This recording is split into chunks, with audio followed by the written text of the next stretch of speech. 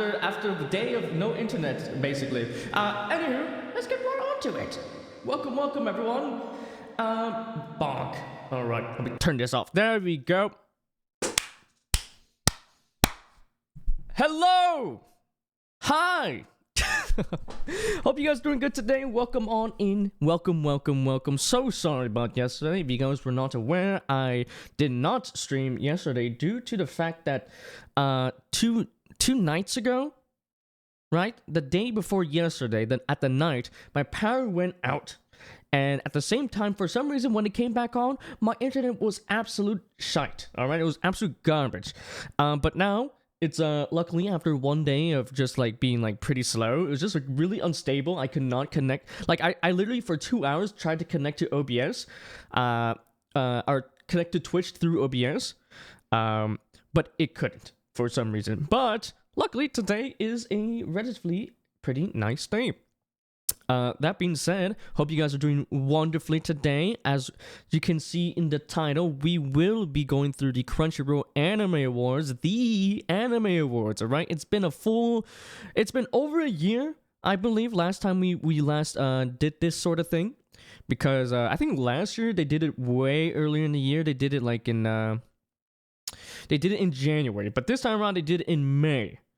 And I'm not too sure if they're going to continue doing it in May, but honestly, this is a great idea because this allows people to kind of just like take in the shows and really think about it before actually, like voting on it. Because I believe this time around, I think they're changing it up so that they're going back to the old. I don't know what year exactly decided to switch it to being in like fall previous year and then up to like the summer, but I think they're reverting it back towards just a full year, just like from January 1st to December 31st.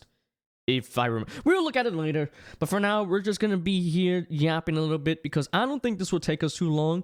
But hey, we have to see. Maybe I'll milk the crap out of it and just do this for 4 hours. But we have to see. But of course, like I said, hope you guys are doing wonderfully. I'm looking forward to this. And it is unfortunate. This week was actually the first week we did not have any Ace Attorney. Ooh, we had one Elden Ring. Then we had the beginning of the week. I was supposed to play Elden Ring on Monday, but I had something to do that day, and then I moved out to Tuesday. Then Wednesday, my internet I was getting cucked by the internet, right? And here we are today, all right? And hopefully it's not too bad. I'm actually in the process. I actually finished uploading every single VOD over to Twitch or over to YouTube. They're just not public yet, and the reason for that is that I'm gonna go through every single VOD and kind of like just remove any copyright that's available. I think any of the karaoke sessions I'm not gonna put on publicly, just because I don't want to get copyrighted to hell. And I see that our first patronage of today in this lovely tavern. What am I doing with this? Anywho, dude, Darkness, hope you're doing good, man. Welcome. Hope you're doing well, man. Let's see. What was I saying? Oh, I was just talking about how all of my what's it called? What does it call it? What do I call it? What am I saying?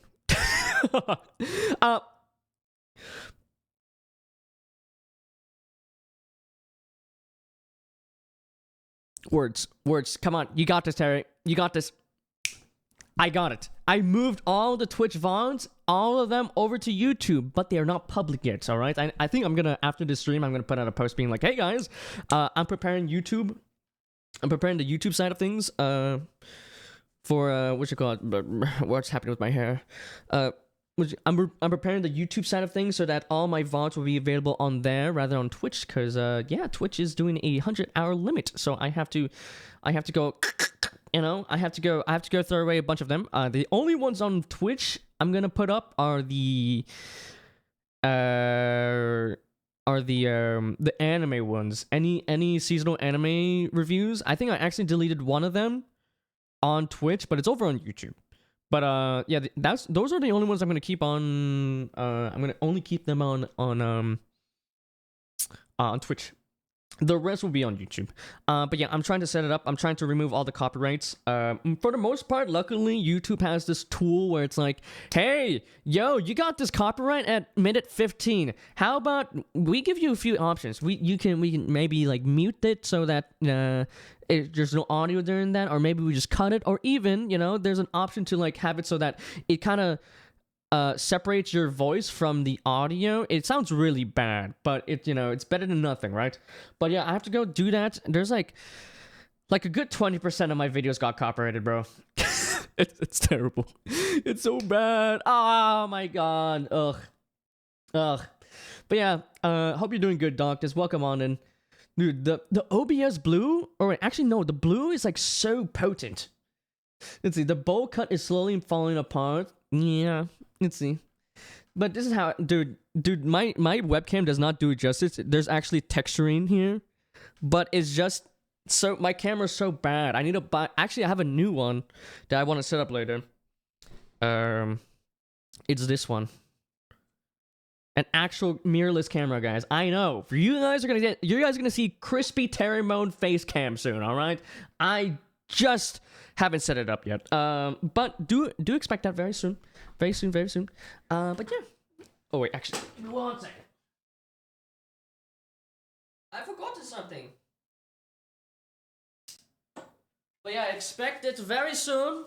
Very soon, guys. The very, very crisp Terry face cam, I have to keep myself looking the part, But yeah. Dude, I love that I can just wake up and just don't have to do much. You know what I do? Literally, my styling routine is wake up, wash my hair, blow dry it a little bit so that it's like most of the wetness is out, but like it's still wet. Then I just get some hair oil, put that shit, like rub it in, and then put some like pomade, sleek it back, boom, I'm good. And I think I look presentable. I think I look not too bad. Let's see. It's a lot better than before, I think. It's just less work for me, guys. Look, hey, if I can have a hairstyle that I literally wake up and do nothing, that'll be number one, right? A friend of mine gave me a Steam account and bought AI Limit. Ooh, well, I guess you're gonna play that, right? It gave me the. It definitely is Code Vein kind of coded. Get it? Because there's code in the name. But yeah, hope it's a lot of fun, Darkness. Hope you enjoy it. Tell me if it's worth checking out, because let's see. I don't hear a lot of people talking about it. It seemed kind of cool, but I'm like, man, I'm behind. I am behind, guys. You cannot tell me this, all right? We are almost 20 parts. My dad is calling me. So sorry to end the conversation here. Give me 2 seconds.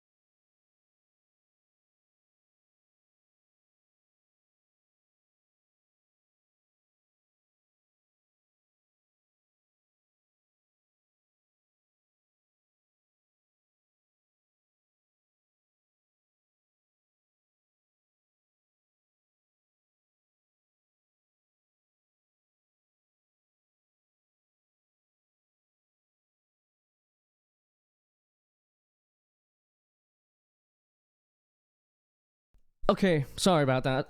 Okay, I'm back. Hello. Who's name? Sorry about that. My dad was asking me about some oil change thing. I don't know. He was like, do I need to get it? I am at like 10,000 miles or 20,000 miles. Should I get it?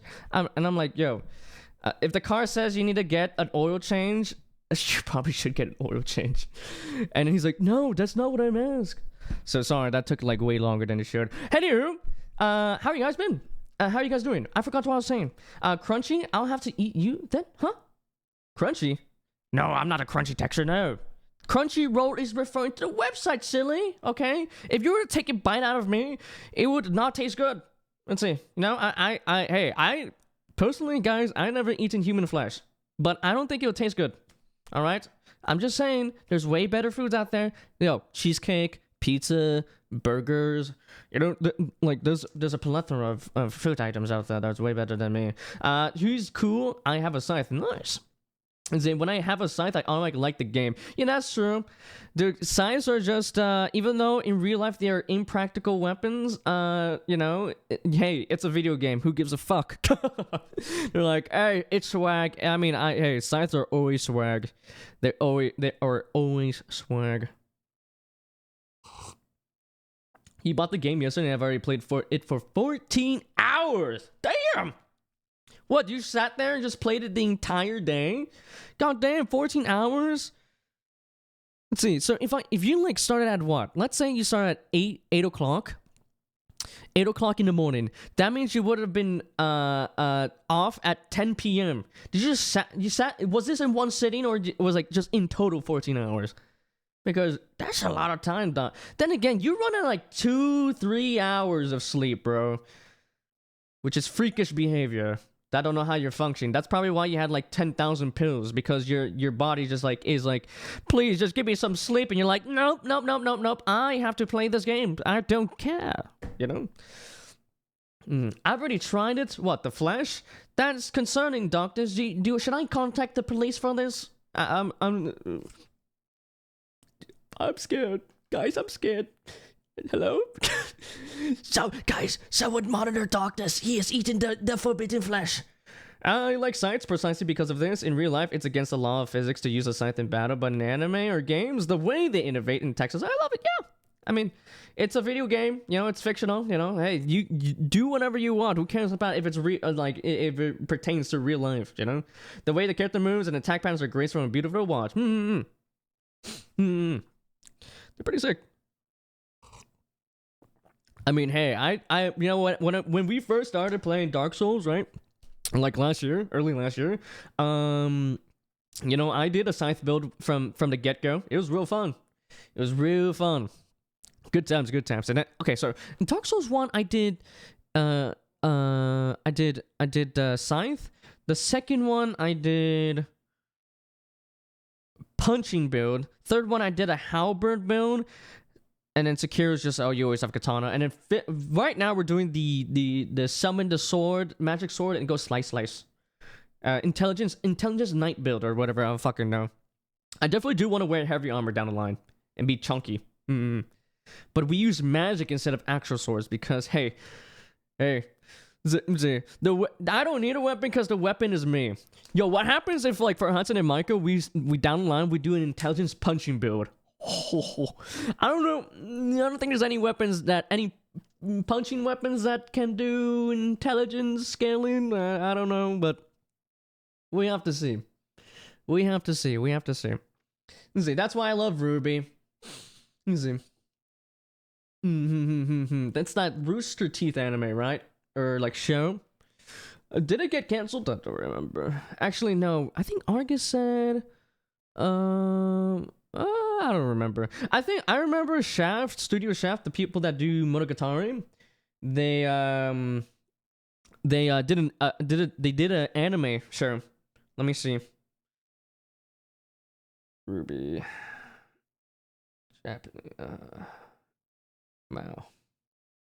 Ruby. Hyosetsu Teikoku.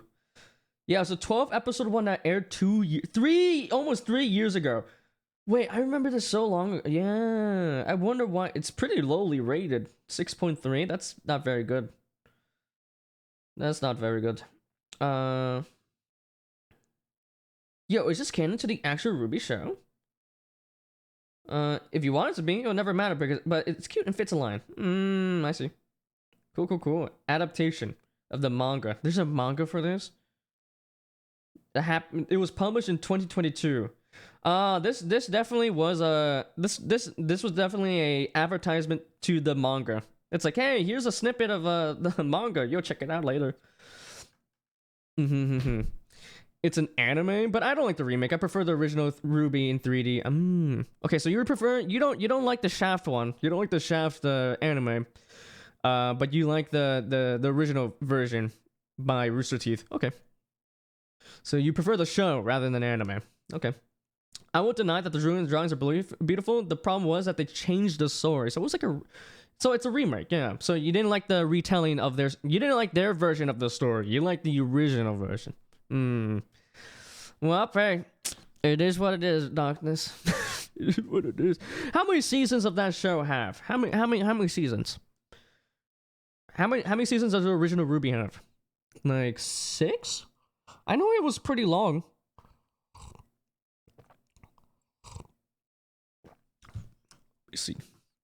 I think 9? God damn. 9 seasons? And how many episodes were in what's it called? In each season? Like, is it like a 12 episode show or a season? Or is it just like really inconsistent? Maybe like one season had 12 episodes, the other one had 2. Let's see. God. I never really been interested in Ruby. I don't know. I'd rather watch Red vs. Blue, which is entirely different. I don't really watch any of the Rooster Teeth stuff other than Red vs. Blue. I got in like 5 seasons to Red vs. Blue, and then I've never finished the rest. I heard the later seasons are not very good. I don't know. What I complain about is that in the original, the character has a complex personality evolution with him learning the hard way with life. Then in the remake, they said, there was a monster controlling him. Just kill that monster. Ooh. Damn, oof. The complex to kill monster. I see. Let's see. Dude, actually, it's been... since we haven't played any Ace Attorney, it's nice to drink this tea. This tea doesn't have any caffeine in it, so, you know, it's pretty chill. But damn, they dumbed it down in the remake. Damn. It's okay, darkness. It's okay. It's okay, bro. That would kind of rub me the wrong way, too. If they had, like, a... Let's see, if they like they dumbed down one of the stuff in the remake. Dude, speaking of remakes, there's been a good amount of anime that's been getting remade. Back in like there's some shows back in like the early 2000s, they're just remaking in modern day. I think there's one happening right now called Yaiba. Let me find it. Made by Studio Work. Yeah. This show looked pretty good. I'm not too sure if I'm interested in watching it, but it seemed cool. Samurai Shonen Adventure. Airing right now by Studio Wit. And when was the original one? The original one was in 1993. Sheesh. Okay, you know what? That warrants a remake. You know. If the original doesn't, if the original one doesn't hold up, then it's fucked. You know, it's fucked. Let's see though.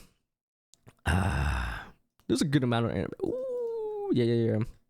Okay, dude, I still need to watch Winter. I'm old man, guys. I'm an old man. Hey, yo. I voted redo of Heal. Ballers, dude. Hope you're doing well, man. Thank you so much for the first time chat. Hope you enjoy your time here. Let's see. Today, hey, it's an anime day. We're gonna be voting for the anime awards. It seems like you already put down your ballots. Redo. It's not even this season, good sir. Hello. But I hope you're doing good, man. Thanks for popping by and hope you enjoy your time here. Let's see. When was redo? Dude, the amount of times anyone has made that joke, I would have to have 2 hands to count it. There's a bit too much. Oh my god, wait, the original show aired in 2021. Wait, that was 4 years ago. Damn. God damn. Sheesh. Dude, actually, I do have I actually my mod actually likes that show unironically, and I kind of questioned it. I'm gonna be honest, guys. It's not my jam at all. They ruined Ranma, Loki. Oh no. I heard. Yeah, I remember the Ranma thing. Let's see. They also did Urusei Yatsura, I believe, right? Where's the thing? Ranma. 2024 adaptation. 12 episodes, and there's a sequel. Oh, wait. This. Oh yeah, this aired recently or fall. Let's see. Yeah, I didn't like these remakes of the older shows. I haven't really given a chance to, unfortunately. I'm just kind of dim. Let's see. Because I feel like these shows are like, I feel like the people that would watch them are either people that, you know, hey, they heard that's like an OG show, they want to check it out, or it's like a fan of the original, right? They're fans of the original and they're like, oh shit, remade in modern quality. Oh yeah, let's go. Let's see. The animation was very mediocre. Then in the episodes of season 5 and onward, the animation improved a lot. Oh, nice. The first episode should be about 5 minutes long. Huh? 5 minutes for Ruby? Damn. Hopefully, the anime gets better with the series. It's really cool to see that. Oh, and Lol and Skull Face. I'm assuming that's for Redo of Healer, right? Still needs a season 2. JK. You better say JK, alright? It better be Just Kidding, not Jujutsu Kaisen, alright? Auntie would love a season 2 of Redo of Healer. Dude, I remember looking through his list and he was like, yeah, I think Redo Healer, you know, it's better than Cowboy. It's better than Mob Psycho. No, actually, no, it was not. He rated an 8, and I think he gave Mob Psycho an 8. And so in his mind, he thinks that Mob Psycho is the same as Redo.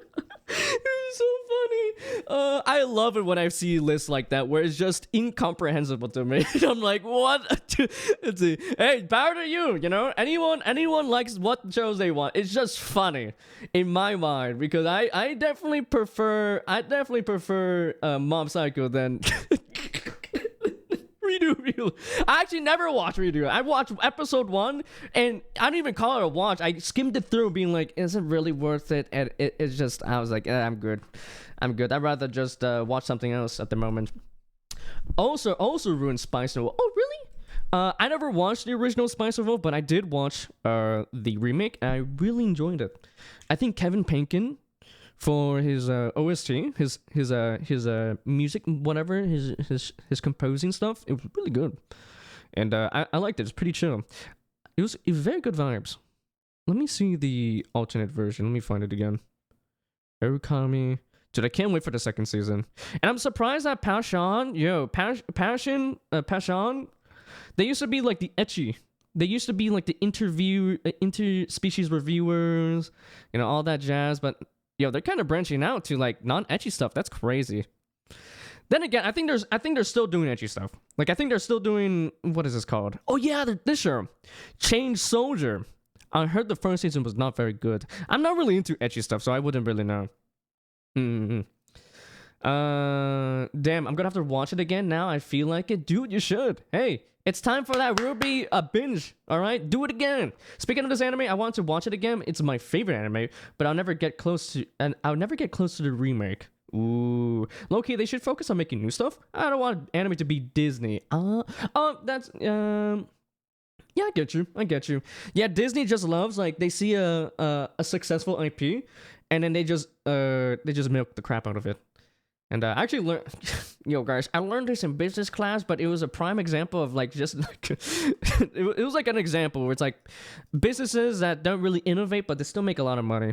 It's kind of, I heard like the Snow White one was really bad. I heard it's like one of the lowest rated movies of all time, which is funny. I think it's just in spite of Disney, maybe the movie itself is not actually that bad. Or maybe it is, I don't know. But yeah. Hey, yo, true. Reno of Healer should be shelved and thrown in an incinerator. Yeah, Darkness loves his very Darkness here, he loves his very chill shows and shit, you know? He really loves chill shows. He doesn't want to be sad. So I think Redo of Healer is definitely the opposite of sad. It's very gory and yeah, they shouldn't have made it into an H. I don't know, but I just like the original better. So I'm assuming you watch all these shows that you mentioned, like Ranma and Spice and Wolf, the original, right? Let's see. I never watched it, but that's just me though. Okay, but I get you. I can't really put my 2-piece on the original because I never watched it. You know what I mean? I mean, hey, yo, if they're running out of light novel adaptations, all right? So I think, yo, sometimes they're gonna be like, all right, time to remake Jujutsu Kaisen, guys. Guys, I know Jujutsu Kaisen just came out, but imagine if it had cleaner animation. It was already clean, but cleaner. Emphasis on all right? Actually, anime are cringe. Yeah, I feel like if I was younger, I'd eat that shit alive, but nowadays I'm just like, you know, the ecchi needs to be purposeful to the plot. That sounds degenerate, but you know, hopefully you know what I mean, right?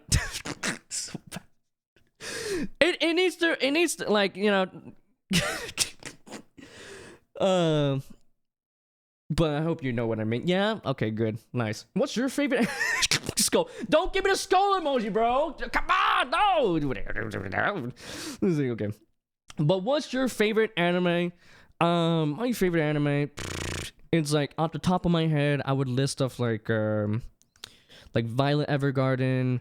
I like slice of life chill shows, like Iyashikei, like relaxing shows. So I have like Violet Evergarden, Place Further Than Universe, Sound Euphonium. Sound Euphonium's not really chill, but it's very good. Recently Freeren, very fantastic show. Really like it. Can't wait to see the discourse over that. And then I have like Aria, Laid Back Camp, K-On! If I were to choose a shonen, One Piece. One Piece is very awesome. And then yeah, I mean, what else? I don't know. Oh, yo, random one. The world only knows. That's goated. Look, hey, I don't really watch harem shows, but that's if you were to watch one harem show and one harem show only, it would be the world only knows. It's goated. What can I say? Let's see. Have you watched Hina Matsuri? That is in my plan to watch, but I have not watched it yet. No, sorry. Let's see. I heard that was really good too. When did this come out? 2018. Sheesh. Yeah, it's in my plan to watch. Right now I'm going through I like to binge rather than watch stuff weekly. I like to binge stuff. So I'm binging through Winter right now. I'm on Blue Exorcist. I know this show is still going on. You see, I'm the one out of the 2 Blue Exorcist people still watching it, you know? And this current season I'm watching is actually not too bad. Let's see. I think the previous seasons have been kind of hit or miss. That's a fire life. All right, I'll give it a try, Paulus. Thanks you for the recommendation. Corpse Party. I'm gonna be the person. Play the game. I think Corpse Party the anime does it not justice. You know. But seriously though, the game is fantastic. I really like the Corpse Party game. Never got a season 2, sadly. Dude, yeah, dude. Dude, so it is weird that there's some shows that I feel like don't really perform all that well, but then they get a second season immediately. But then, you know, some shows that like, you know, Hina Matsuri or like maybe these like other shows like, you know, the infamous No Game No Life not getting a second season despite the popular demand is kind of funny. One Piece, Sasuke.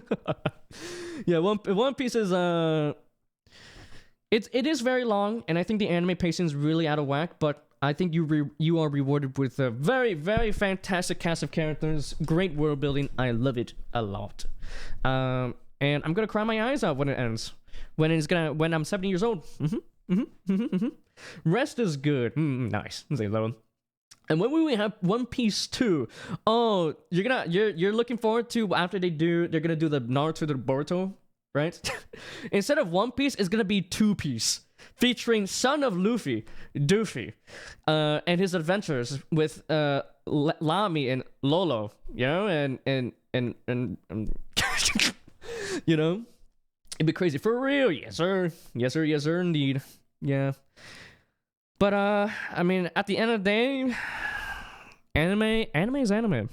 It's crazy the amount of anime that come out in one season though. It's like 60. Like at minimum, it's like 40 shows that come out. Like new shows, I guess. Or not new shows, but like seasons. But it's his power is chewing gum. Oh my god, he got the 5 gum. No, he gets any of you guys have, do you guys remember the pink like container and it's like rolling, like gum rolling? That's his power. Yo, ballers, we're putting you on the One Piece committee. Let's go. Higurashi One Day Cry. Oh yeah, I actually was thinking about reading the visual novel rather. I heard, actually no, I may watch the original show. I heard it's very gory. All I know is there's like what do you call this? A toenail? No, nail scene? I forgot. I don't know. But I heard it's very gory. I heard it like it starts out fine. It's like, you know, cute. Yo, we're going to school, and then shit hits the fan. You know, they love to do that. Let's see. But yeah. Speaking of, you know, you asked me for my favorite anime, right? Ballers, what about you? What do you have? What do you have lined up in your top 10? Let's give like a top 10 or maybe top 5. You don't have to list all of them out. Because I don't think voting is going to take us too long. It's going to take us 2 to 3 hours. I may just milk the fuck out of it. I may just be like, all right, welcome to my my college thesis. My college thesis about why I think, you know, something like Redo deserves critical acclaim. So many of the aspects of the show just really speak out to me. You know, but yeah, I'm joking there. I'm joking. But we have to see. It's like 2 to 3 hours. You guys know I love to yap about anime. I can sit here all day talk about anime. Darker Than Black. Ooh, Darker Than Black. When's the last time I heard about that? I haven't watched that one, but I heard it was good. Damn. 2007 Bones. Sheesh. Bones. Let's see. Oh, actually, there's a show they're doing right now. It's the My Hero Academia spinoff. Vigilantes. It actually looked interesting. So I'm going to give it a watch. And I think once the final season airs, I may just give it a shot one more time. I did drop it after season 4. I just was not really interested. I don't know. I just lost interest. But maybe I'll go back and check it out. Phantom for the Requiem. Phantom of Requiem. These are some interesting shows. Is it Phantom for Requiem for the Phantom? Phantom for the Requiem. Oh, these are like 2000 shows. Yo, this is sick, man. So you're like an older anime enjoyer. I mean, you did mention you watched the original like Rama and Splice and Wolf. Dude, the modern anime must be like a completely different scene compared to like back in the day, no? Black Lagoon, based. Suna Bozo. I'm searching up the ones I do not know. Suna Bozo. Yo. Wait, this is a sick thing. The Great Kanto Desert. Seinen. Yo, that trailer is a .mp4 and it's 240p. What's next? Episode 12, part 1. Spanish subtitles. Full episodes, and it's like cropped down to like the top left of the screen. Anyone know that those days? Good times. Let's see. I started 6 years ago. Oh, okay. Nice. Let's see. Yo, I've started like back in like middle school, and that was like 10 years ago. We don't talk about that. But but dude, you're what, dude? We love to see someone starting out even like 6 years ago, like exploring older shows. That's lovely. Always lovely to see. Gokuro the Adventurer. Gokuro the Adventurer. Adventurer.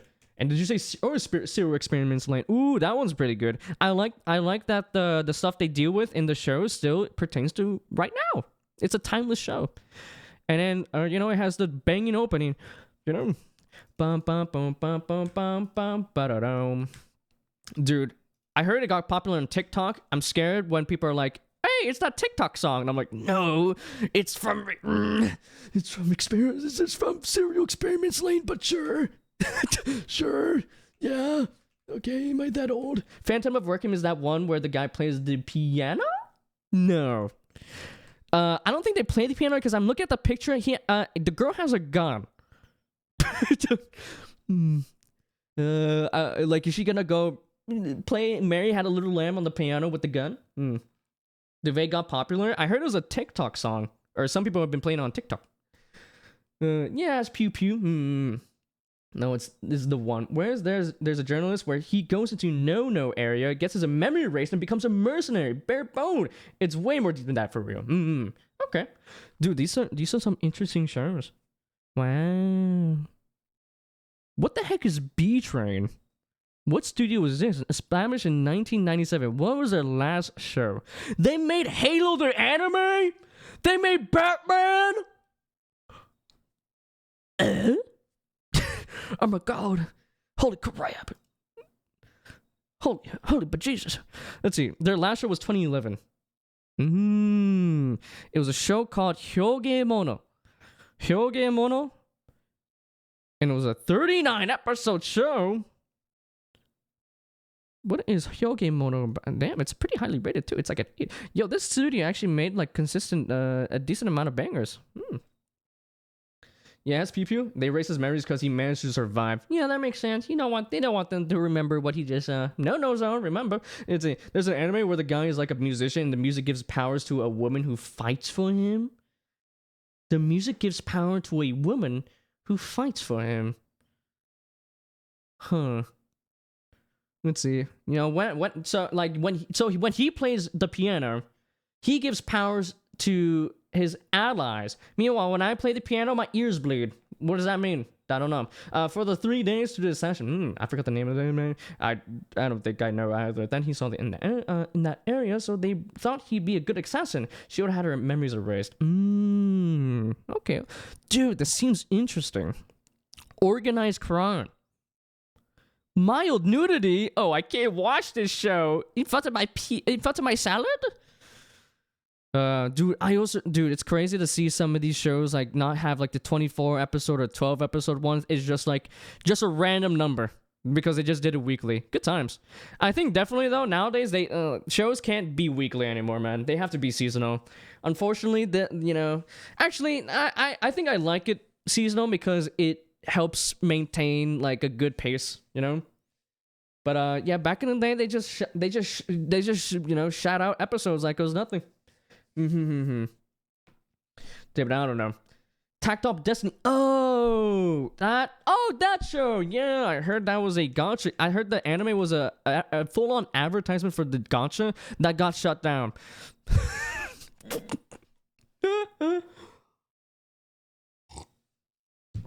Imagine. It was a Mappa Madhouse collaboration too. Ooh. Back in 2021. Dude, crazy. Good times. Season is okay, but it's sad that they rush all. Then we got Detective Conan, the last boss. Yo, Conan, what do you want to do today? You want to eat ice cream and it somehow turns into a murder mystery that is going to affect the nation as a whole? You bet! I wouldn't be surprised if that was an actual scene. Bro, it has like 2 scenes if I can... Alright? But yeah, dude, this seems sick. Yeah, I'm gonna give this a shot. Let me see the PV look real quick. Wow, gun. Wow, it's a maid with a gun. Yo, that's kind of swag. Yeah, I'll give it a shot. I'll put it in my plan to watch. Thanks for letting me know, ballers. I don't know the plot anymore. Don't worry, it's all good. You've convinced me to give it a try. Requiem for the Phantom. Conan keeps becoming an adult and a kid. Wait, yeah. Well, what's like the plot of Conan again? It's like he is an adult, but then he actually like ingested like a medicine or like an experimental drug that caused him to be a kid, right? I forgot. It's time. Guys, time to binge all of Detective Conan into right now. Let's guys, how long will it take me to finish Detective Conan in one sitting? Here we go. Here we go. Day 2000. Guys, I'm still on episode 25. I still haven't eaten a single piece of meal. I've been sustaining myself with this pot of water. You know, he went from adult to kid. I like let it cook. It gets better each episode. All right, WW. Nice. Sick. But yeah, dude, those are definitely an interesting amount, like, to your top 10. Like, that's sick, especially since you're like 6 years ago, like, watcher. What is that? 2019. So you're like still you're like slowly becoming a veteran. I don't even know what the number for veteran is, to be honest. I don't know. But you, dude, it seems like you've been through the, you know, you watched all the new, all the old. It's pretty sick. That's good to hear. Very interesting 9x9, or your top 10 rather. Because feel like, dude, 90% of the top 10s I see, there's like always that recurring show happening there. But it's nice to see, you know, some nice little shows that I don't know. Let's watch the big three: Conan, Doraemon. Oh my god, holy crap! They did collab with Doraemon. I have to hop on. Let's do it. I always say things when they become animes like Mystery Skulls. I don't know what that is. I want a Code Vein anime. Ooh, that'd be cool. I know God Eater had an anime. I did not finish it because it was not very good, to be honest. Who made it? Ufotable, really? Damn, I watched this when it was airing. Good times. This show, I forgot why I didn't finish it. I forgot. That was 8 episodes in. I guess I just didn't feel like going back. Because I'm pretty sure God Eater is like the predecessor to Code Vein. I'm pretty sure. I don't know. I think they share the same thing. Doraemon x JJK Gojo. Who wins? Gojo or Doraemon? I'm putting my coins into. I'm betting on Doraemon. He built different. Yo, dude, if you guys were ever to step into Vietnam, you would spawn a immediate Doraemon, like a reference, or like, you know, you see merch everywhere. You see motorcycle helmets, you see like balloons. That guy is everywhere. Vietnamese people love him. Sheesh. Betting on Nobita? Oh yeah. Mr. Skull is a series of musical animations, except they tell a story from one song to the next. I think there are 5 episodes. Ooh, like the animation is very well done. I like it. Oh, well, it's time for you to go to Japan and go on your knees and be like, please, adapt this show. See, for the life of me, stop adapting light novel adaptation number 55. Oh, see, I was walking down from the convenience store when one day I got shot in the head and I reincarnated as a pet dog. Let's see, who wields the power of God, and now I become the best hero of this world. That's the next adaptation. Check it out. And BRB, not a problem. Dude, thanks for hanging out for a bit, and hope to see you later, my dude. The problem is that there's a 2-year difference between one episode and the next. Ooh, yikes. Episode 2, we heard of 2-year gaps between seasons. 2-year gaps between episodes. Ooh, episode 2 came out 2 years ago. 2 years after the first one. The third one came out 2 years after the second one, and so on. At least they're consistent. At least they're consistent. So it's been what, 10 years since it's 5 episodes? Ooh, yikes. Oh my god, it's almost been an hour? Okay, we actually do need to start the anime awards soon then. Alright. All right. Very soon, very soon. In about 10 minutes, we can start. I'll probably take a bathroom break beforehand, though. It's been 2 years and they haven't released any more. It's over! It's over! No! You can't. No! It's over. Where's the consistency? Darkness, it's time to send your complaints to the person that do it. That's it. They broke our. I can't believe they broke our schedule. The schedule. You guys had something worthwhile in the making, and look at what you did. You spat all over it and put it in the garbage. What is wrong with you? I can't believe it. Shake my head. Shake my head. We live in a society. Can't believe it. See. I was there when I saw them all being launched. They stopped. You know what? They stopped my support. Goodbye, good riddance. But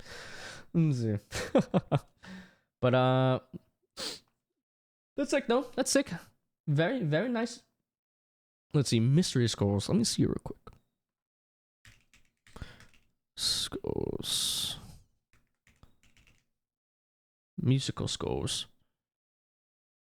Forever. It's over. Dance electronic.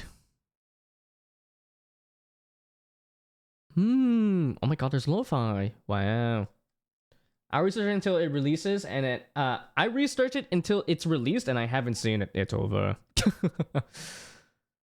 Cool. Thanks for letting me know, Darkness. That was very, very, very cool. Good to know. It's okay, Darkness. Dude, Darkness keeps getting you keep getting the short end of things, bro. Yo, they don't do the animes you want. They fucked up Ruby. Mystery Skulls is Mystery Gone. Let's see. It's very befitting because their skulls are now 6 feet under. Let's see. And now, and also they don't lower the prices. They don't lower the prices for Nintendo Switch or any games of theirs. So you're just getting fucked by the high prices. It's okay, man. Let's see. Don't worry. At the end of the dark, long tunnel, there's always light. You know? Mystery Bandit 27.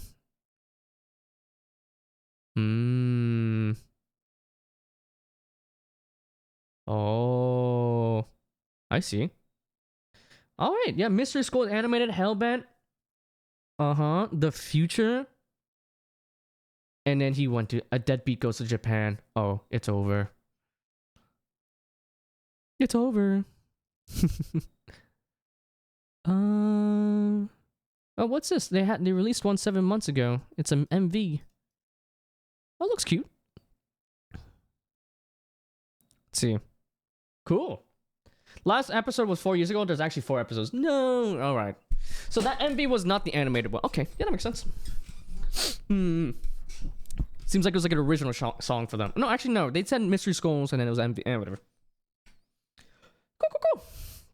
Now, sick. I'll see one of the videos later. But for now, we need to get ready for the Anime Awards. I'm not gonna wear a suit yet because we are just voting.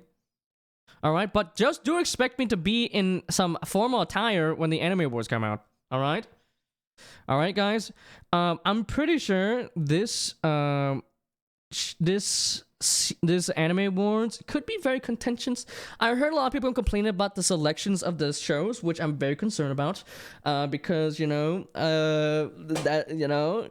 hoping, at the end of the day, right, guys, we need to remember that this is a popularity contest. All right, this is a popularity contest at the end of the day, so I'm not gonna be like, oh my god, this show should have won, and then I'm gonna throw like a tantrum, right? I will do that, except without the tantrum. Okay, I'll just be disappointed dad. All right, because look, these past few years, I'm like, god damn. They've been kind of scuffed. Actually, 2 years ago was Cyberpunk winning Anime of the Year, which was the most based thing because it was fighting against like Demon Slayer and Attack on Titan. It was so funny that Cyberpunk won it. It was crazy. So maybe, this time around, who knows what's gonna win? Because I think the last time they had the awards, they had Jujutsu Kaisen, but at the same time they were doing the awards or like the voting, season 2 was getting aired. So people thought that voting was for both seasons, but it was actually for season 1. But people don't know how to read, and I don't blame them because it doesn't really explicably say it. Actually, do they do that? I don't remember. But yeah, I mean. Hopefully this reward is gonna go crazy. This should take about 2 to 3 hours, and I'll send you guys your merry way. And then of course next week we're gonna continue. I'm gonna make it up to you guys since we didn't do any Ace Attorney. I'm thinking about doing maybe 1 Elden Ring and then 3 Ace Attorneys in a row. Maybe that could be the plan. I don't know. Then again, I never streamed Ace Attorney 3 times in a row. So who knows how my voice is going to be. I'm going to really try my best to take care of it. I coughed because I saw Size Comedy. If I had 2 nickels today, guys, for any time someone said if they mentioned Redo of Healer, I would have 2. Because now Sai is the second person to mention Redo Healer. God damn it. Dude, hope you've been well, Sai. How have you been, man? Hope you've been well. Let's see. Hopefully that's not the case. Hopefully it doesn't get us season 2. I think other shows deserve it way more. But sorry. God damn. But yeah, I mean, this is gonna be very exciting. I mean, as always, I love talking about anime, so I won't spend the entire time of course I'll go through every piece of thing when we first see a show. I'm gonna talk about how I feel about it a lot more, but of course, the more we see it, the more I'm gonna not talk about it less. If it's like the previous anime awards, it's like if it's like the previous anime awards, it's gonna be like the 6 same shows that get nominated, except for in the slice of life category where there's actual other shows, But for the most part, like I said, guys, I always preference this and say this is a popularity contest, all right? These things, all right, at the end of the day, what does the average person watch? It's either going to be Jujutsu Kaisen, Demon Slayer, or nowadays Solo Leveling, It's crazy. It's fucking back winter or whatever. It's April and a snow. It's April and a snowstorm. I love sweet. Wait, there's a snowstorm for you in April? God damn. Well, I hope you're staying nice and cozy in your humble abode. Because that April snowstorm, that's really weird. Then again, last year, for Florida, we got a hurricane back in November, where usually it's August, usually early fall. That's when it's hurricane season. So they just got, Mother Nature was like, let's rip a random one. Here we go. All right there. Okay, guys. Before we continue though, let me go take a bathroom break.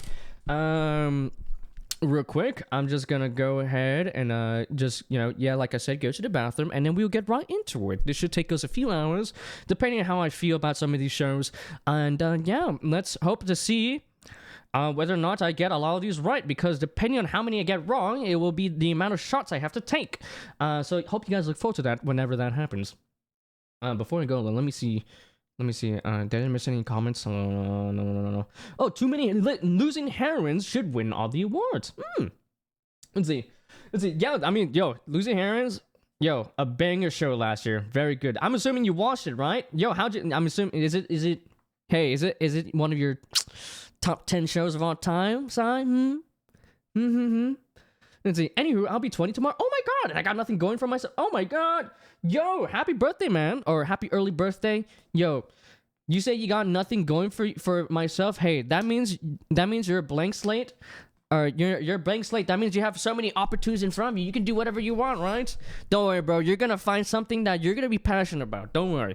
Like I say, guys, life is a marathon, all right? There's no rush. But yeah, dude, hope you have a great birthday tomorrow. I wish you a very, very, very fantastic 20.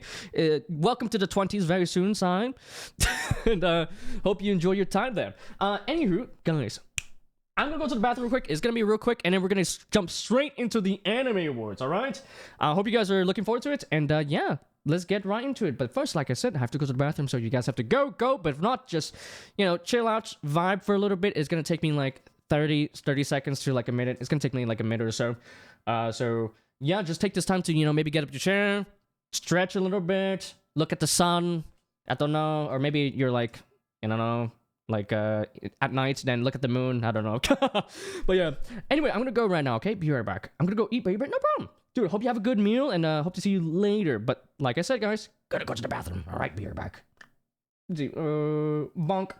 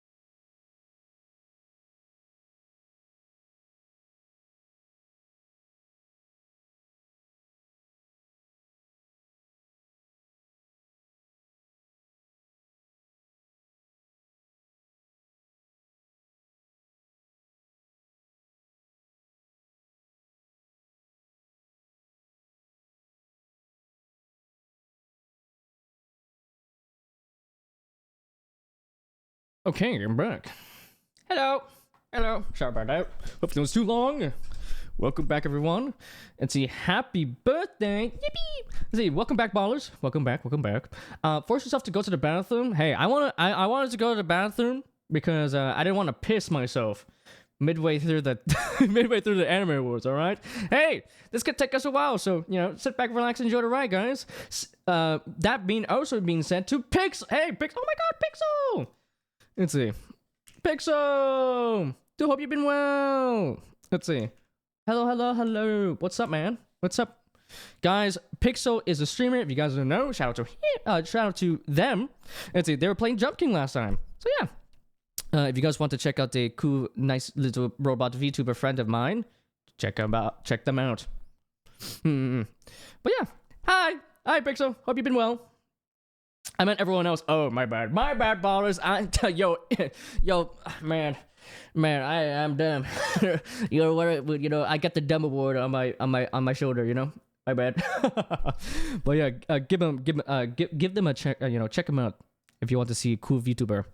Anywho, guys, like I said, we have an anime award thing to watch. All right, we have the annual Crunchyroll Anime Awards, all right?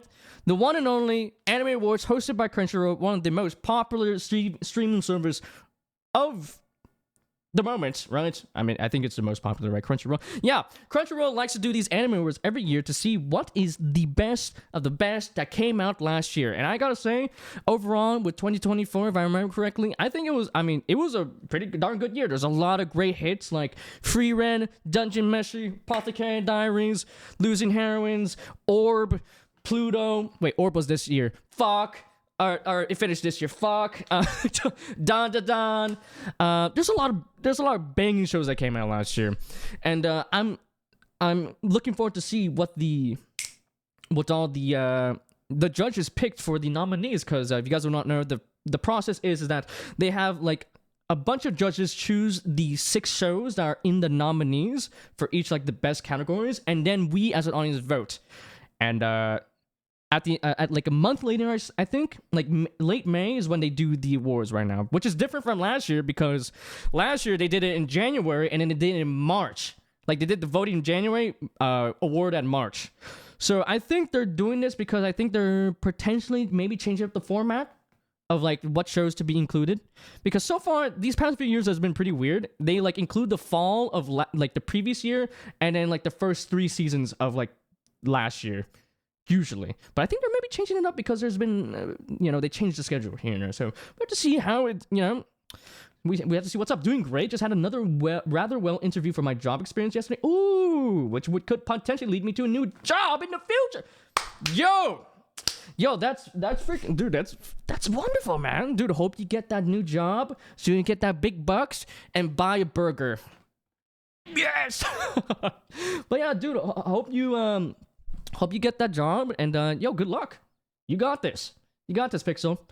Believe in yourself, Yeah, you cool. I'll stop it. Let's see. No, you guys are cool, all right? But yeah, let me just switch the screen over to the the React. I think you guys see it now, right? Right? Okay, let's turn on the music. Okay, sorry, I did not set this up beforehand. Okay, guys. All right. I know my face is blocking it, but it reads, "Let the reviews begin. Show your support by voting daily until 11:59 p.m. Pacific time on April 14th. Don't forget to invite your friends. Unfortunately, I don't have any friends." Okay, let's see. You guys are my friends, right? Right? Anywho, let's just go through a little about the details here. For sure. It seems like voting ends in 4 days. Watch May 25th. Okay, I was right. It's it's late May. Okay, I'm looking forward to that. Then I'm assuming this is like a preview of like some of the shows. Yeah, Dan. Oh my god, Shikanoko, Spy Family, Pluto, One Piece, of course, Slime. God damn.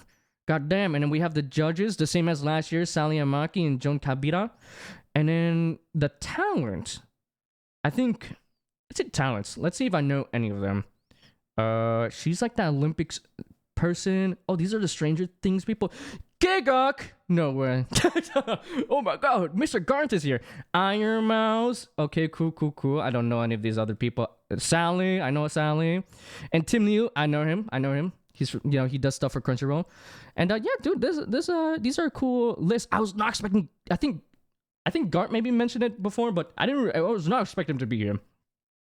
But let me just go back, and then let's see. I guess that's it. Honestly, let's just get right into it. How it works. Actually, yeah, let's look how it works. What are the I want to see if what shows they're including here. Not here. They didn't get announced on May 25th. I think that lands perfectly on a Saturday or on a Sunday for me. So that means I get to get shit-faced that day. That's good. Okay, how do I... Okay, no need to think of that. How does voting work? Oh yeah, okay, so I was right about the judges doing that. Was quite... Okay, who cares? How often can I vote? You can vote every day. Cool. Yo, people are setting up bot accounts. I know for sure. How are the 6 nominees for round 1 selected? Made up of industry veterans and anime content creators were determined. Okay, submits up to 5 eligible candidates per category using a password-protected digital ballot. Okay, and why has the eligibility period expanded for 2025? Ooh, I think this is what is going to answer for us. Exclusively for the 2025 Anime Awards, the eligibility period will encompass 5 seasons or quarters of anime. Okay, so, all right, interesting. Usually they do 4, but it seems like the delay was because they want to include fall last year, right? This window ensures no anime goes uncelebrated, and fans have the opportunity to vote for all of their favorites. Moving forward, the eligibility period will extend from January 1st to December 31st. Yes! Finally! They finally went back to the original. I'm pretty sure they originally had this and they changed it so that it went from like this is basically winter to fall, but these past few years, it's been fall to summer, which is so weird. Just make it so that it's 1 year and 1 year alone, right? My god. Finally, they do this. Thank god. Dude, that means next year, there's gonna be Orb. Dude, it's gonna be crazy. Alright, I don't think I need to check this out. Okay, that's good. That's good to hear. Thank god. They're finally going back to a regular, program. Dear lord. Okay, guys. Alright. Guys, it's time. It's time, guys. Let me just lower down the music a little bit for me. Okay. Guys, it's time to actually vote. Let's see what the categories are. I think we saw it before, but I want to look through it again. So we have starting from the right to left, bottom to top. We're gonna be having best voice artist performance Japanese, then English for VA performance, best opening, best score, best anime song, must protect at all costs characters, best supporting character, best main character, best slice of life, best drama, best isekai, best action, comedy, romance, background art, director, character design, animation, original anime, new series, continuing series, film of the year, and ultimately anime of the year. All right, so what's different is that this time around, they only have Japanese and English. So I'm assuming they're not going to do... I'm assuming they're not going to include, like, the Spanish or, like, you know, any of the other countries? I mean, they usually add it. Or maybe I don't see it. I don't fucking know.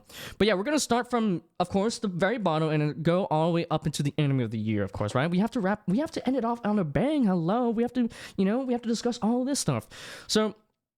yeah, let's just get right into it. I'm assuming this is the first one you want to pick. Like, it goes from this, and it goes from right to left, and top to bottom to top. So, this one, I think. Previous. Oh! Sorry. Okay, I think this is right. Okay, yeah, okay, yeah.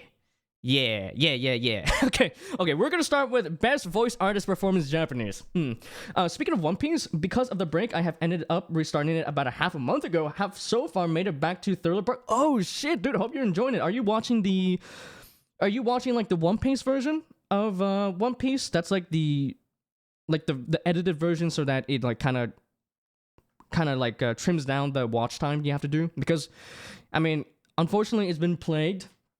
The One Piece anime is the original One Piece anime just doesn't really have that good pacing at times. So yeah. Question mark. Ooh. So you don't know what One Piece is? Okay, so One Piece is basically the fan-made version of One Piece where it kind of makes it so that it's having the pace of the manga. So it's every episode that they've done so far in like the original, right? It's pretty much the original with the manga pacing, because there's some times where they kind of elongate it so that they don't catch up to the manga. It especially happens in stuff like Wano, Dressrosa, and like Whole Cake Island. Around there is when they start to have really bad pacing options. So I would say, man, if you want to go through it like pretty quickly, you would use the One Piece version. But if you just want to watch the original, then yeah, just go for it. I don't really, who really cares, right? But I ended up watching through the OG episodes. But I skipped a bit of the filler. Yeah, there's not that much filler, but I said it before. But how did I say it before? Oh yeah.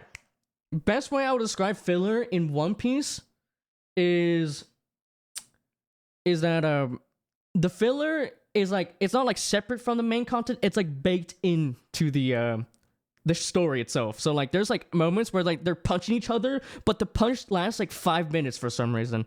And you're like, can you get on with it, man? What the heck? So like the One Piece version fixes it up a little bit.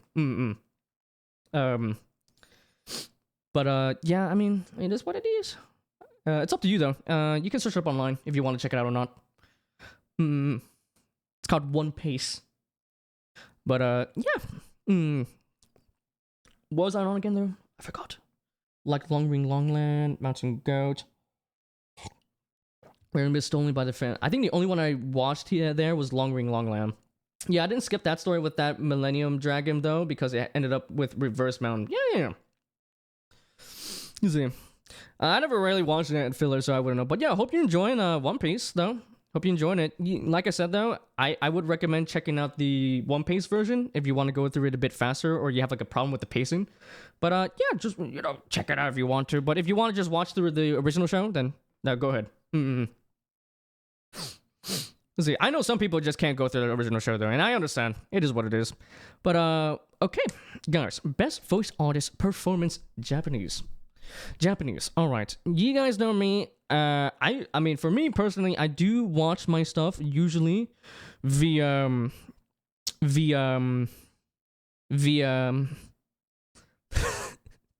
I usually watch stuff in sub, so I think I'm gonna have way more of a formed opinion about how I think about some of these voice actors are. So we have Aoi Yuki for, I'm assuming, I think Mao Mao. Yeah, okay, so thank God. Okay, they press on. Okay, so Aoyuki for Mao in the Apothecary Diaries, Atsumi Tanezaki for Frieren in the anime, then Kenichi Suzumura in Brave Bang Braven. I need to watch the show. I heard it was really good. We have Shion Wakayama as Momo in Dadadan, Sayaka Senbongi as Marcel in Delicious in Dungeon, and we have Natsuki Hanae as Okarun in Dan Dadan. All right. This is tough. Unfortunately, only show I can't really say much about is Kenichi Suzumura because I did not watch Brave Bang Braven. So I can't really, it is out of the wave, okay? It's unfortunately eliminated for me, all right? So we have Aoyuki, we have Mao Frieren, Momo, Okarun, and Marcial. All right. These are good. These are good. Now that pacing might not be good because but it feels nostalgic. Yeah, I get you. But yeah, see. Hey, if it doesn't bother you, like I said, do your thing, dude. Do your thing, Pixel. But oh my god, these are hard choices. These are hard choices.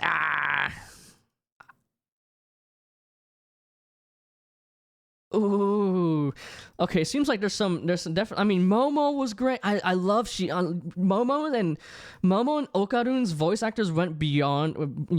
Went further and beyond with their voice acting. It was great. I love their chemistry.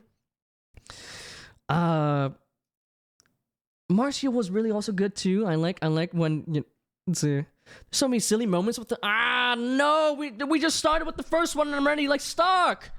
There's like 5 ones I want to vote for. I think, honestly, I do love Frieren. But I think I prefer some of these other ones more. So I think I'm going to cross out Frieren too as well. Sorry, Atsumi.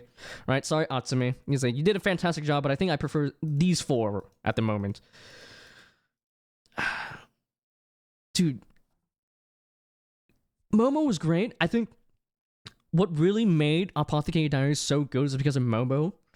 And her voice actor did a fabulous job with the voice acting. Really made Mao feel like an actual character, and felt live, Then, I feel like for Dandan I can't choose. I can't choose between them because they both did great. I think I'm leaning towards Momo. Momo was very much like a gremlin, and Okarun was very nice too as well. And then Marcial, she just had a lot of silly moments. She was like kind of like the sound person. She's like the logical person of the group. But we're talking about voice acting. We're not talking about the actual characters themselves. So I think for me, I'm gonna choose Aoyuki because I feel like she did such a great job with Mao. I think Mao is actually one of my favorite protagonists out there. She's like the best like gremlin you can ever have, right? And I think Aoyuki did a great job. So I think we're gonna vote for her. Vote my email. Am I not logged in? God damn it. Okay, let me log in. Let's see, guys, be back. Let's see. I guess I'm not logged in. Am I not logged in? Hello? Okay, no, I broke it. No! This is terrible. Let's see. Let's see. Aoyuki? Vote. Oh, we have to just put our email in? Okay, fine, whatever. I guess you want my email. Ugh. I still really love how the voice actor of Kuzan is the same as Dio, and the one for Eneru is the same as Yoshikage Kira. Is it? Let's see. Kono Dio da. Yeah, there's so many great prolific what's it called? Voice actors in One Piece. It's great. It's and when you make the connection, you're like, oh my god, what the heck? You're that guy too? Crazy.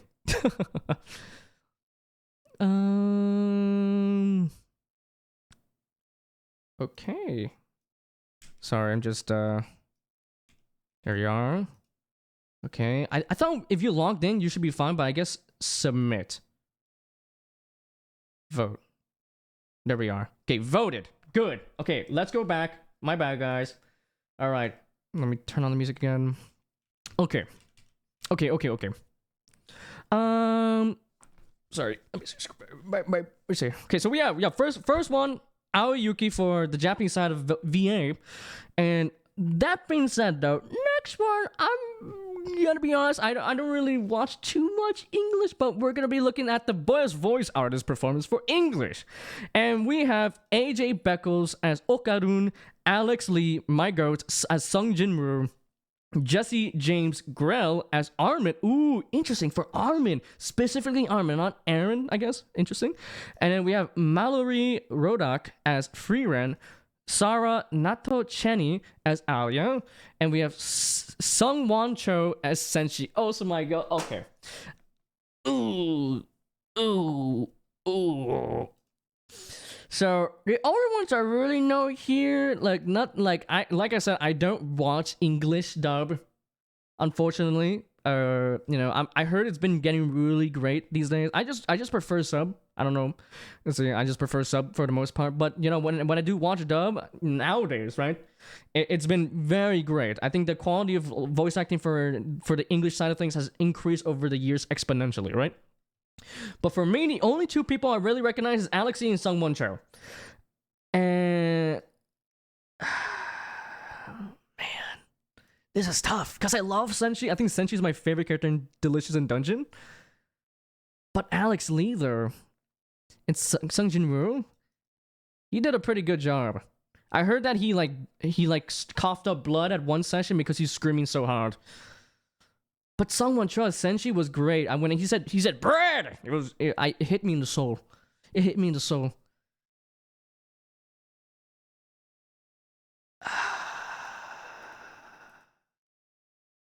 And of course, like I said, guys, at the end of the day, whatever category I lose, I drink one shot. And of course, I would be like, oh, let me just go for the most popular options, but I'm doing this for myself, alright? I don't care. I'm voting for myself.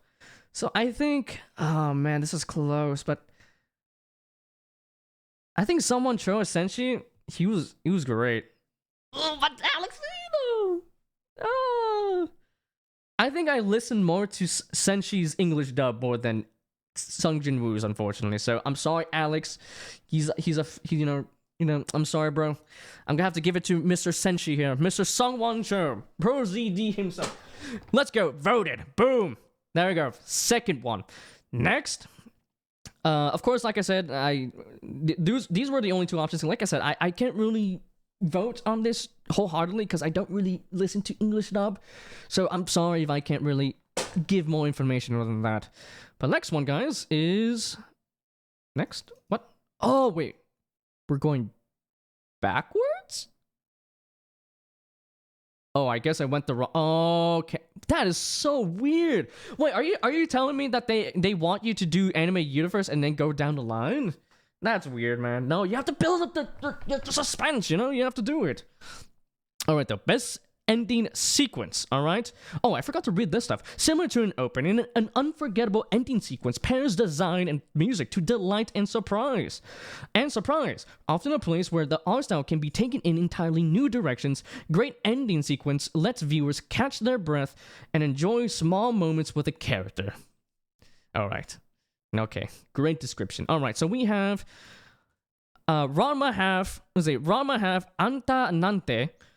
Okay, and then we have Burning Hitsuchi Bunkaku for Oshinoku Season 2. Kamakura na... Oh god, no, this is gonna be hard. Kamakura Style by Botchi Boromaru for The Elusive Samurai. Nobody by Run Republic for Kaiju number 8. Request by Crash by Solo Leveling. And Taidara by Sutomayo Dandaran.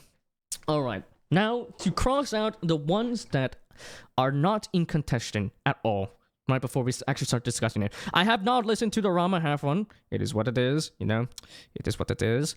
And then I don't remember at all the... I think this was really forgettable. I don't care about it. I think... I don't even remember the opening either. I think the opening was by Stray Kids.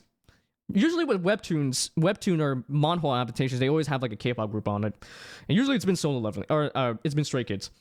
So we have 4 ones in contention because I crossed out Ranma half and the Rama Half and Solo Loving for one. So we have Burning, really good. I love like the rock. What was it, grungy? It was like kind of grungy or something. I don't know the specifics. I can't describe it. I'm not a music person. I'm sorry. But then we also have the ending to Elusan was really good.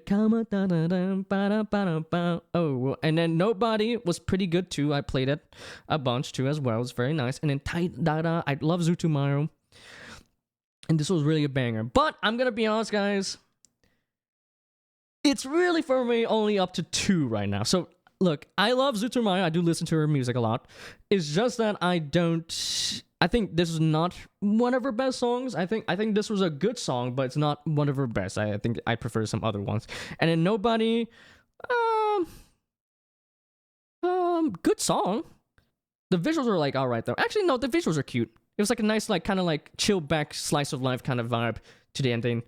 Very nice. But I think I prefer Burning and Kamakura to Nobody and Tai Dada. So I think I'm gonna cross out Kaiju, sorry Kaiju, and sorry Dan Dan Dan to only 2 options. We have Burning for Hitsuchi Bungaku, which actually I've been listening to her songs recently and they're really good. I've been really enjoying it. And then this the good vibes of Kamakura style, man. Oh no. This is a problem. This is a problem. They're both bangers. They're both bangers, but it's like, why is there no section where I'm like, oh, I know one and only one. It's always I mean, this one definitely is less contested comparatively to the other ones, I think, kind of. But,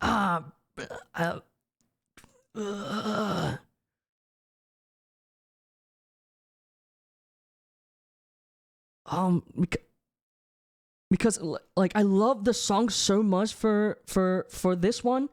It's just that both the song here and the visual were so fun in this ending. But oh man, the song is so damn good here. It may just carry it to me wanting to vote it. But overall, as an ending, I think here the overall like most like best ending like overall is Kamakura style. But for me, I like. Oh no, this is bad.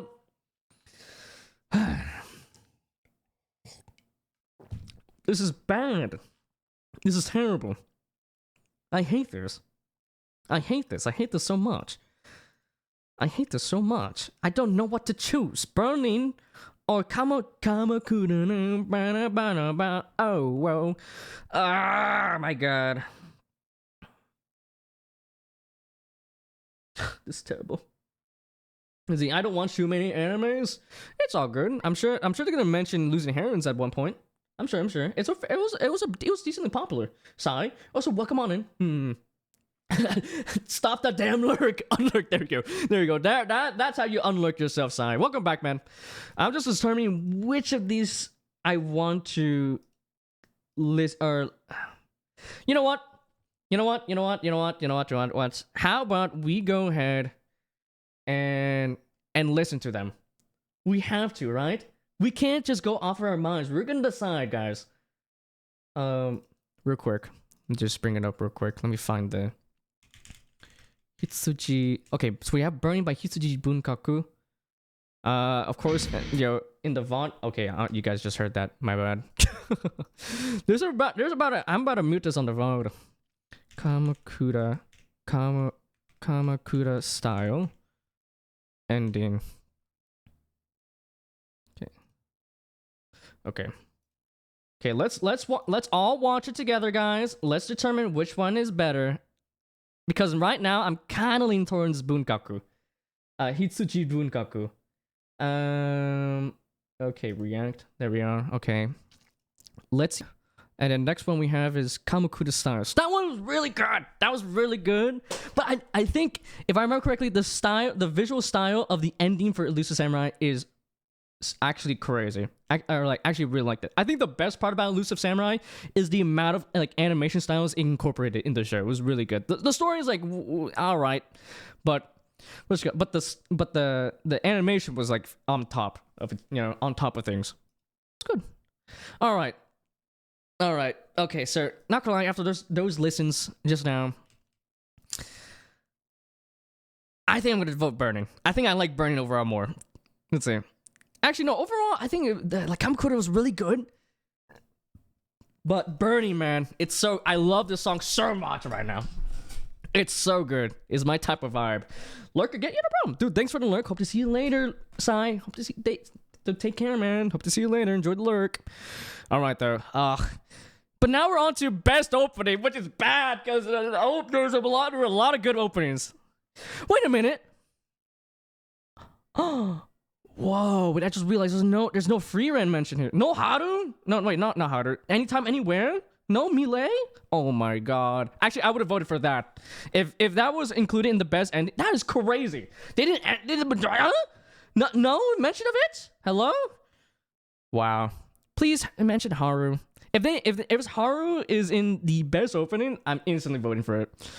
But we are gonna discuss the other ones for sure. But okay, next one, guys. That was we chose Burning by Hitsuji Bunkaku from Oshinoku Season 2 for the best ending sequence. But now, what is the best opening? I'm assuming which is next. Boom. Are you fucking kidding me? Are you fucking kidding me? Where's the free run? What the fuck? Before we continue, through striking visuals and irresistible music, a great opening sequence sets the tone for what's to come. Whether it's creating a quirky mood for an offbeat rom-com or striking a dark and serious tone for suspense, a memorable opening has as much creativity and passion as the show it introduces. Wow. So, no free rent mention. Wow. But anyway, oh, this is so sad. Okay, let's just go through it. We have Abyss by Youngblood from Kaiju number 8. All right. Then we have Bling Bang Bang Born by Creepy Nuts. We have Fatal by Gem. We have Level by Sawano Hiroyuki Tomorrow X. Oh wait, it was TXT. Oh, I didn't realize. I thought it was Stray Kids. Otonoke by Creepy Nuts. Then Ass by Hiroshi Kitadani. All right, this is interesting. All right, let's cross out some stuff. I'm gonna be honest. Don't remember the Kaiju opening or the Solo Leveling opening, so they're both gone. But now we have double Creepy Nuts nomination, a Oshinoko mention, and a One Piece Ass. All right, by the same guy that did the Arikano Yume, you know. So, I think this is gonna be the fight between. I think for the most part, like popularity wise, it's gonna be a fight between Bing Bang Born and Otonoke, which means that Creepy Nuts is winning either way.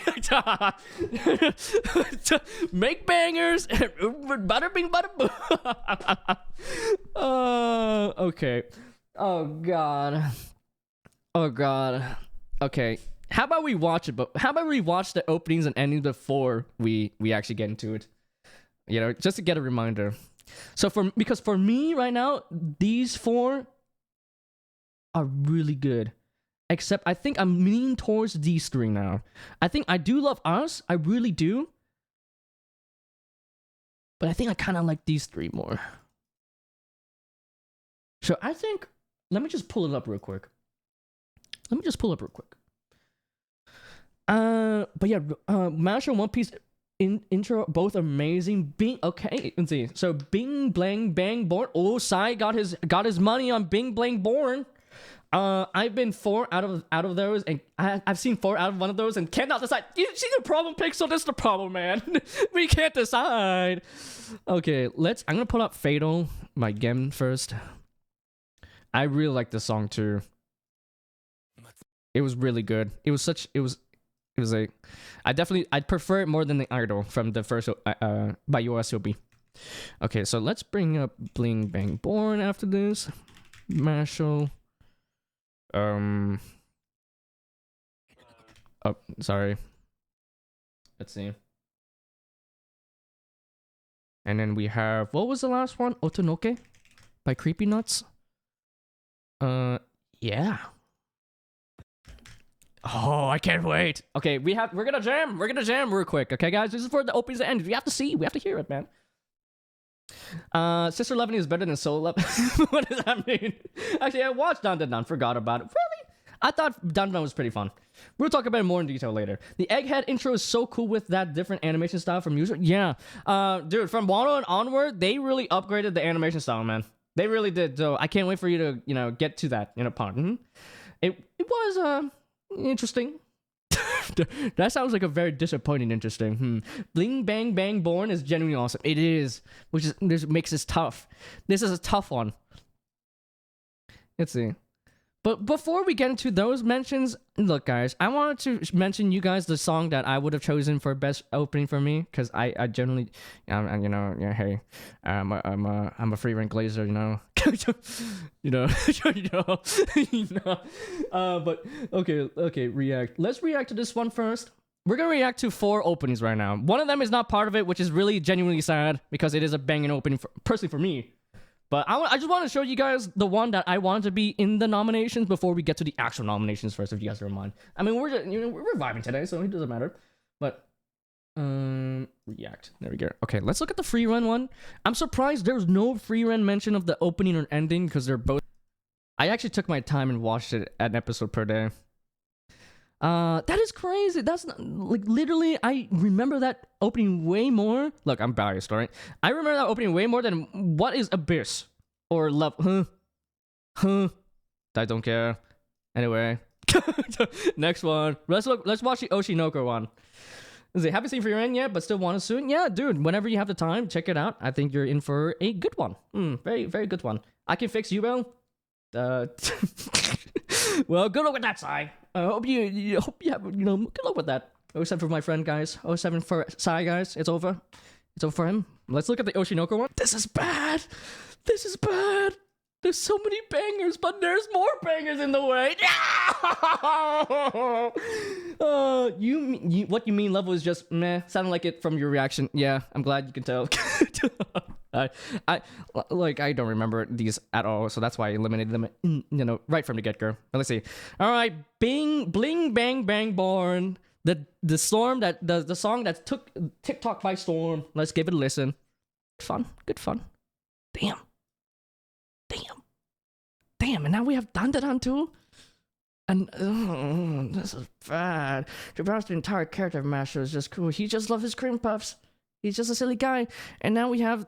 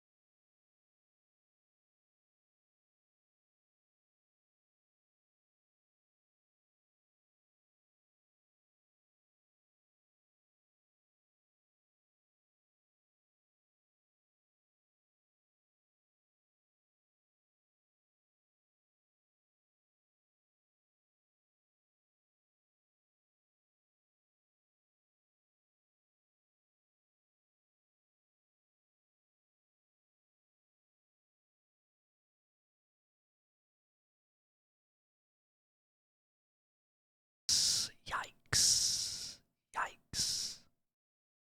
All right. All right. Well, my vote would have been for Freeren, because I think overall that was my favorite opening of last year. But unfortunately, he's not there. So we're gonna have to choose between Fatal, Bling Bang Bang Born, and Otonoke. So I'm gonna say it outright. Between the two Creepy Nuts openings, I think I like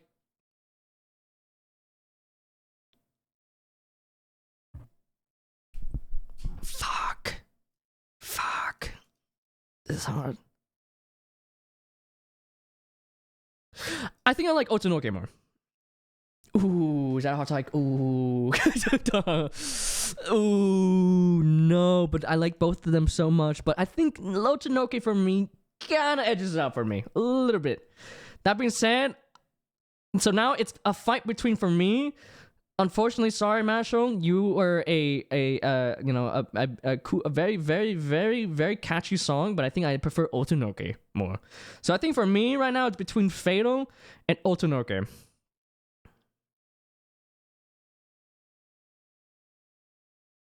I oh I I'm gonna be honest, guys. I loved the visuals of Oshinoko and the song too. Same thing with Creepy Nuts, but I think I may have to give it to Oshinoko. I really like the opening. It was just like, let's see. When they first, like, when they do the rapping part and they enter the actual song, I'm like, oh, chills, bro. That was sick. And I love the visual so much. It was actually a really good season. I can't wait for season 3. So I think we're gonna lock it in. Fatal by Gem. I don't know how to pronounce it. Boom. Oshinoko opening. There we go. Season 2 opening. There you go. There you go. Dude. Oh god. I know for a fact I'm gonna get this wrong. I'm gonna get this wrong, and I have to take a shot right here, right now. I can tell, like, a month from now, Terramon from the future is gonna look back at here, and he's gonna be like, "What the fuck did you do that for, huh? Why?" But yeah, I think for sure one of the Creepy Nuts openings is gonna win. I think.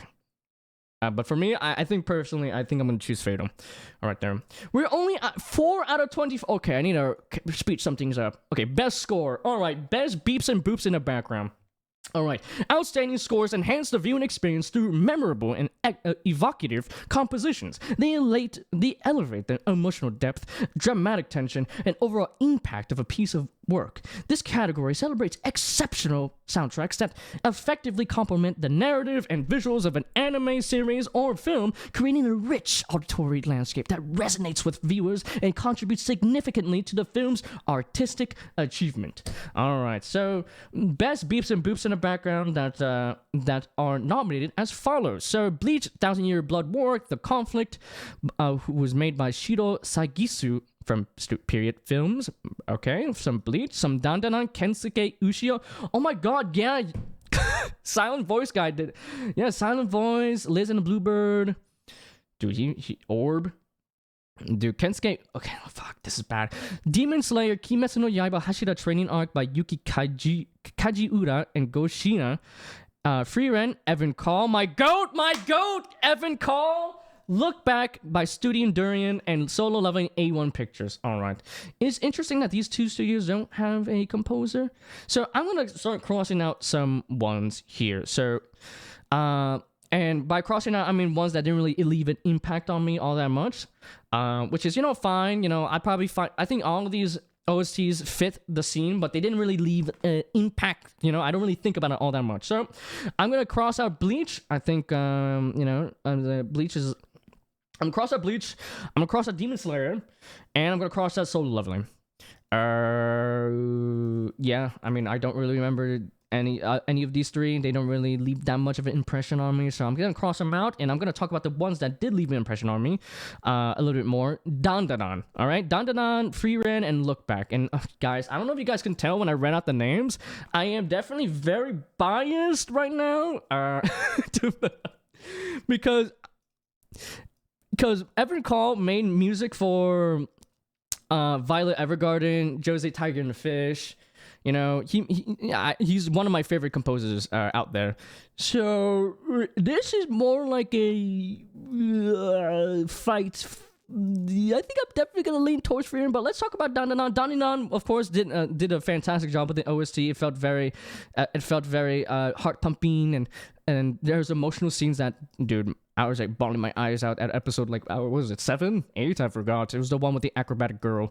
But yeah, Kensuke Ushio did definitely cook. But I think for me, if we're going from tiers, tier 3 would be Bleach, Demon Slayer, Solo Leveling. Tier 2 would be Dandadan, and tier 1 would be Look Back and Free Run. Right?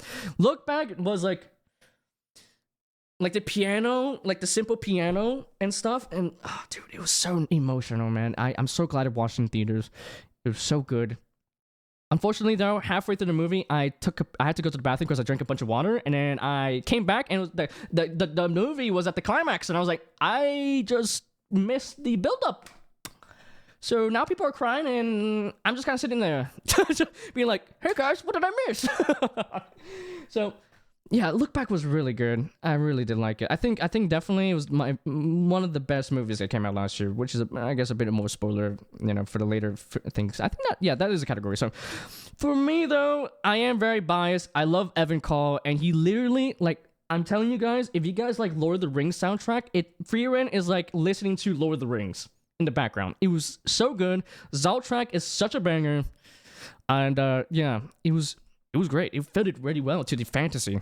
I felt like it was such a great fantasy show, a pure fantasy that's outside of like Isekai, because a lot of fantasies these past few years have been an Isekai variant. So it's like, oh, they died and they get transferred to another world, and that's the fantasy. But having some pure fantasies in the works, it's great to see. Stuff like the Dungeon Meshi and Frieren, being in the forefront. It's great. So I'm gonna vote for Frieren. I see Evan Call, I lock the fuck in, all right? So anyway, that Frieren best score. Woohoo! Yay! Next one. Best anime song. Huh?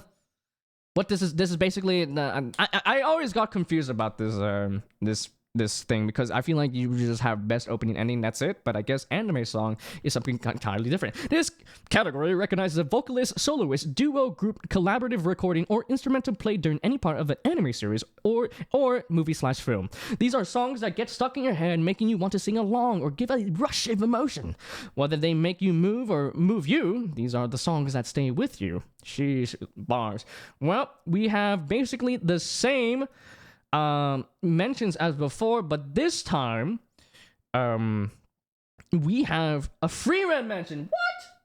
What the heck? By Yoasobi the Brave. Huh? Okay, I need to search that up real quick. But Abyss and leveling. Okay, we have Abyss for Kaiju number 8, Bling Bang Bang Born for Mashle, Fatal for Oshinoko, Level for So leveling, Ochinoke, Dan, and the Brave Frieren. So let me see what the heck is what is the Brave? The Brave Frieren, the Brave. Oh, Yusha. Oh, the hero. Oh, okay, no, okay. Okay, yeah, not gonna lie, I prefer horror more than that, so I don't think we're gonna react. I think we're gonna pass on listening to it for now. I mean, I do like, the first opening, but really? You chose this over Haru? Ah! Oh my god, I mean, it is Yoasobi, so she has she makes bangers, I guess. But I feel like, dude, Millet should have got a mention at the best ending sequence, bro. What the fuck? This is fucked up. Alright, though, but for me, okay, so anime song is just the song. This is the song purely, right? And I think I'm gonna choose the Creepy Nuts here this time around. So I think I'm gonna cross out Kaiju. I'm cross out Abyss, Level, the Brave, and Fatal. Unfortunately, because I think these two I think about a little bit more, and they're like more of beeps and bops. Very very banging and burn. All right. And I think. We already discussed it before. I do prefer Otanoke, so I'm going to go with Otanoke here. I think for me, I just like the song more. The Bing Bang Bang Born is very close behind. Very close behind. I think I prefer Otanoke more. So we were going to vote for Dandadan there. This is such a weird category, so I'm not going to really talk about it too much, so go next. All right, next category, must protect at all cost characters. All right, these are the characters that make the world feel like a kinder, more special place. Whether they're an earnest protagonist who always gets back up, or pure-hearted cinnamon roll who holds a group together, these characters remind us that there are some things in life worth protecting. All right. So we have Anya Forger from Spy Family, we have Frieren from Frieren, Okarun from Dandadan, Senshi from Delicious in Dungeon, Toki Yuki Hojo from The Elusive Samurai, and Yuki Itose from A Sign of Affection. Crazy Sign of Affection mention! What? randomly right here, right now. That was interesting. This I think there's gonna be the only time it's gonna get mentioned, other than maybe the romance category right now. But I'm gonna cross out the ones that I think. So I haven't watched A Sign of Affection. I heard my sister-in-law was really wanting me to watch it, and I was like, maybe I'll give it a try down the line. But I'm gonna cross her out for now. I'm gonna cross out Toki Yuki Hojo because I'm gonna be honest, I don't give a fuck about him. He's really boring. Okarun, you know, he's aight. I mean, I like him, but I don't think, you know, I think he can protect himself, especially with his powers. And then, so we have 3. Anya, Senshi, and Frieren. Okay. So last year, Anya won. And I'm pretty sure every time Anya's mentioned, she is literally picked. And that is true. I do want to protect Anya, but I feel like I want to choose someone different. No. Because Senshi, yo, he's the GOAT. He just wants to cook food. And then when you learn his backstory, you're like, bro, give me a hug, bro. Give me a hug, bro. He deserves a hug, bro. So, yeah. And then Frieren, she's just a gremlin. She just loves potions and treasure. No? So, but bread, you know, bread, I love bread, eat pant, Karma, huh? Karma, dude, what's up, man? Dude, how you been, man? Welcome on in. I'm in the middle of voting for the anime awards right now. We are like 6 things in out of 24. This will determine the state of my liver in the next month, all right? So sit back, relax, and enjoy the ride. How you been, man? We're trying to figure out the most protect at all cost characters, and right now I narrowed it down to 3 people: Anya, Frieren, and Senshi. I think I'm gonna cross out Frieren. I think she definitely could protect herself for sure. She has some regrets, but I think for sure me, it's like either Anya or Senshi here. Child with telepathy, or dwarf that want to make food. I think I know who's gonna win. I think Anya is definitely gonna win here. I think there's no way Elusive Samurai or Yuki Itose wins. I think definitely. I don't think Frieren's gonna win here. But yeah, I think I voted Anya last year, and I feel like if I voted for her again, it's gonna be not gonna lie, guys, when I watch season 2, I think it's all right for me. I think I like to pop it in the background and just like kind of vibe with it, but I don't really, you know, I definitely do like the first season the most, but I think the like the concurrent, like the seasons afterwards are like all right. It's like I say, right? When you watch Spy Family, it's like watching a Saturday morning cartoon, all right? And you know, it's not too bad. I like to watch it, but it's not my favorite thing of all time, right? So I think to differentiate myself from last year, I'm gonna choose Senshi, my boy, alright? He just wants to cook and make good food in the dungeon, alright? And he makes good food, alright? He loves bread. He loves bread with a passion, alright? So I'm gonna vote for Senshi. There. Boom! My goat. He's my goat. What can I say? Alright, next category. Great, but before we go into is so yeah. Very tired. Just heard about Deltarune getting a date. Oh, really? Yeah, I know it's coming out later this year. They're releasing chapter 3 and 4. Does that mean it's finished, or is there's more in the workings? Karma, I don't know. I'm not caught up with Deltarune stuff. 8 weeks. Oh shit, that's pretty close. That's like 2 months. Yeah, I remember reacting to it, and I was like, I thought everyone was like waiting for chapter 3, but then they were like, hey, there's also chapter 4 at the same time too. Yo, Deltarune fans are eating good. I probably will check it out once it's finished, all in all. The Steam page has the date, and they got one more chapter after these, I think. Okay. So yeah, when the full release happens, I'm down to check it out. And there's a creator from Undertale, no? Toby Fox? So yeah, I'm down to check it out. All right, though. There we go for the must protect at all cost character. Next one is best supporting character. Ooh, this is tough. I'm looking at these categories. Oh, this category celebrates a supporting character like they were number 1. They come in all shapes and sizes, but the best among them can shine as brightly as their main character counterparts when called upon. All right, so we have one Fern. Okay, so we have Fern. Okay, double. Oh my god, look at her. She's so happy she passed. We have Fern from Frieren. We have Himmel from Frieren, my goat. Jinshi from Apothecary Diaries. Seiko from Dandadan. Senshi from Delicious in Dungeon. And Turbo Granny from Dandadan. Okay. All right, so let's cross out some stuff here. As much as I love Jinshi, or as much as I like Seiko, let's start with Seiko first. I'm gonna go from from least important to most important for me. So I think I like Turbo Granny. She's she's really silly. She wants to suck on your titties, and stuff like that, and she wants your balls. But what you call it? Yeah, she's not my favorite character for sure. And same thing with Seiko. I like her. She's pretty silly, and every scene she's in, and she's pretty badass. Giga Chad Granny, right? But yeah, I think I think I definitely prefer the main cast, Okada and Momo, the most more than the supporting character. I think they do their jobs, but they don't really, for me, they don't really do much for me, right? Then for Jinshi, I really do love Jinshi. But man, I love Mao Mao way more though. I think Mao Mao is. Oh wait, the next one is. Oh god, the next one is gonna be main characters. I can tell. I really do love Jinshi. He really complements Mao Mao well. But for me, there's like more of a fight between Fern and Senshi right now. Not gonna lie, Himo's a Giga Chan, and I like his his involvement in the main story, despite him being dead. Of old age. He's pretty old by the time, literally the first episode. But yeah, I mean, his impact on Freeman definitely was like crazy. You know what? Did you guys hear that it happened like many months ago, but I remember there's like a guy that stopped the stabbing because he said Himmel would do the same. He would stop the stabbing perpetrator, which is crazy. Oh dude, imagine having an anime character inspired to be like, Himmel will do it. He would do it. He would stop this criminal from stabbing more people. Luckily, there was no deaths, but he stopped it right before then. So it was like a Filipino guy, I think. I forgot. It happened in Southeast Asia, but it was funny that this character. I mean, this really goes to show that how much this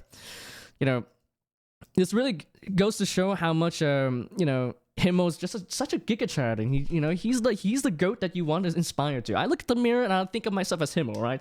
I try to be like him, and just a single ounce of him, right? But 3 years later, no joke. Wait, what? 3 years since the last chapter? Sheesh, that's crazy. And Seiko, Corpse Party. No, Seiko from Down to Down, not Corpse Party, alright? Alright. Yeah, I think this is more of a fight between Fern and Senshi. Fern was very awesome. I like her involvement with Freeran. I think I can tell where this story is gonna go at the end, dude. At the end, they're gonna be like Fern is like old age and she's about to pass away, and Freeran is there and then she's gonna bawl her eyes out. And I'm gonna bawl my eyes out too. So, but man, Senshi my goat though.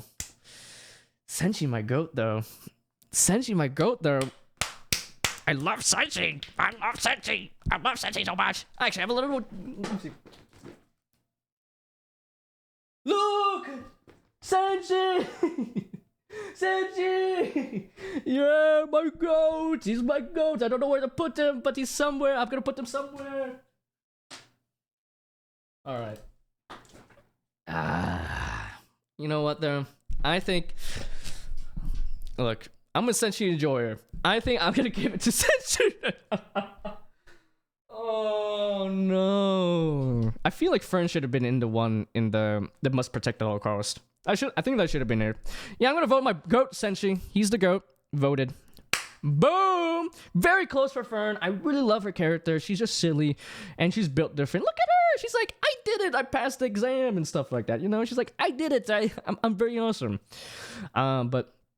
Yeah, it was a close fight between Fern and Senshi for me, with Jinshi a little bit behind as well as Himmel. And so yeah, there you go. Best supporting character Senshi. He's my goat.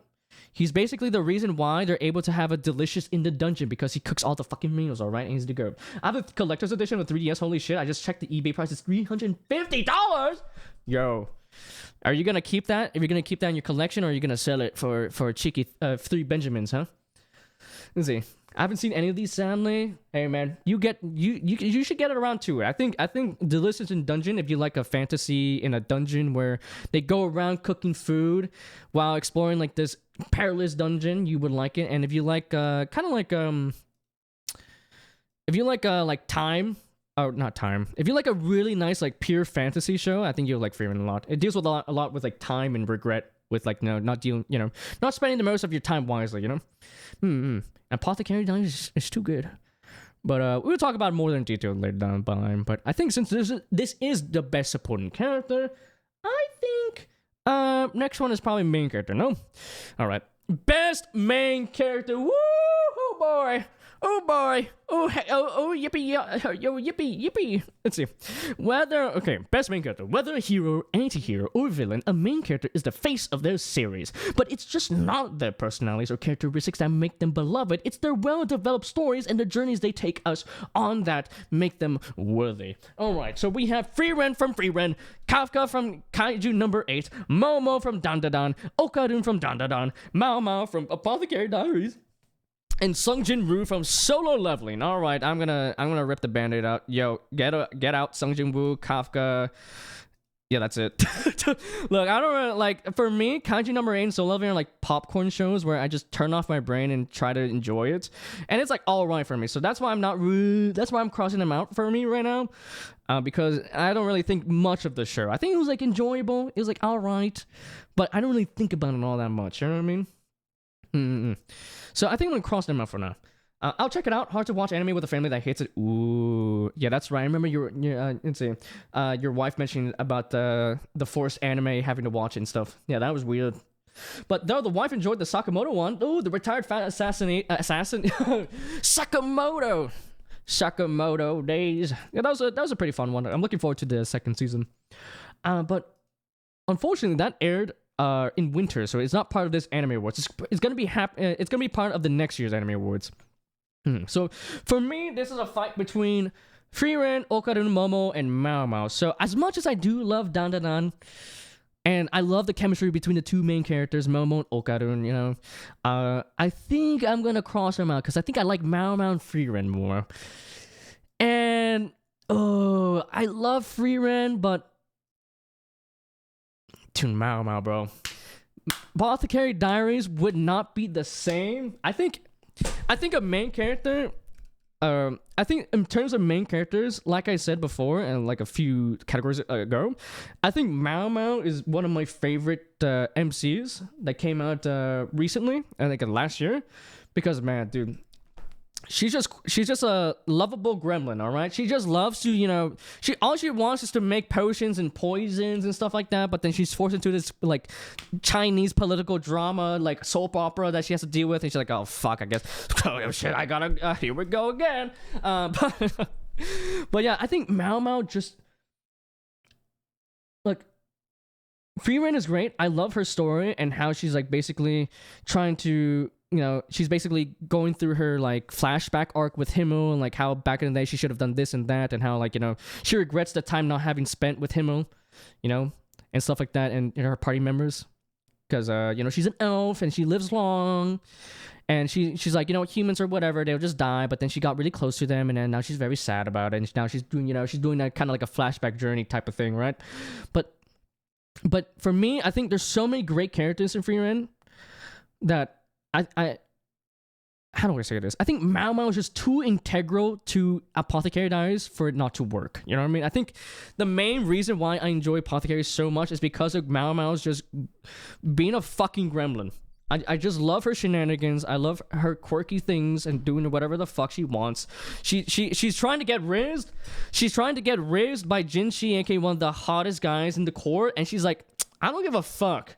But you're gonna give me that 1,000-year-old ginseng? Now we're talking, right? So I think I'm gonna choose Mao Mao here. I think she's so integral to my enjoyment to Apothecary Diaries, and I just love her so much. Her energy is infectious, and she's just absolutely incredible. I just love her so much. Vote. There we go. Boom. Mao Mao, the goats. Very close for Frieren, but Mao Mao, my goat. My goat. May even be one of my favorite characters of all time. We have to see them. Oh, I have great news. So the wifey passed her vet certificate certificate exams. Oh, and now she's no longer a vet assistant. She's a vet nurse. Oh my god, she's climbing a ladder. Jeez. Purdue sent her an email with a job offer at 30 an hour. That's pretty good. That's pretty good, dude. Congrats to your wife, dude. Awesome. I'm glad that she's upgrading. You know, the position. She's climbing that ladder, dude. Sooner or later, she's gonna get $2 billion an hour. Now you can afford all the cyberpunk merch ever, you know. But dude, congrats to her, dude. Hope she's been well. And also hope your family's been well. Tell her I said congrats. Hope she's been well. $10 babe bump, boom, big, huge, dude. That's great to hear, man. Dude, congrats to your wife. Everyone's great. Nice. Good to hear, man. All right, next category though. What's the next one? Best slice of life. Huh. Interesting.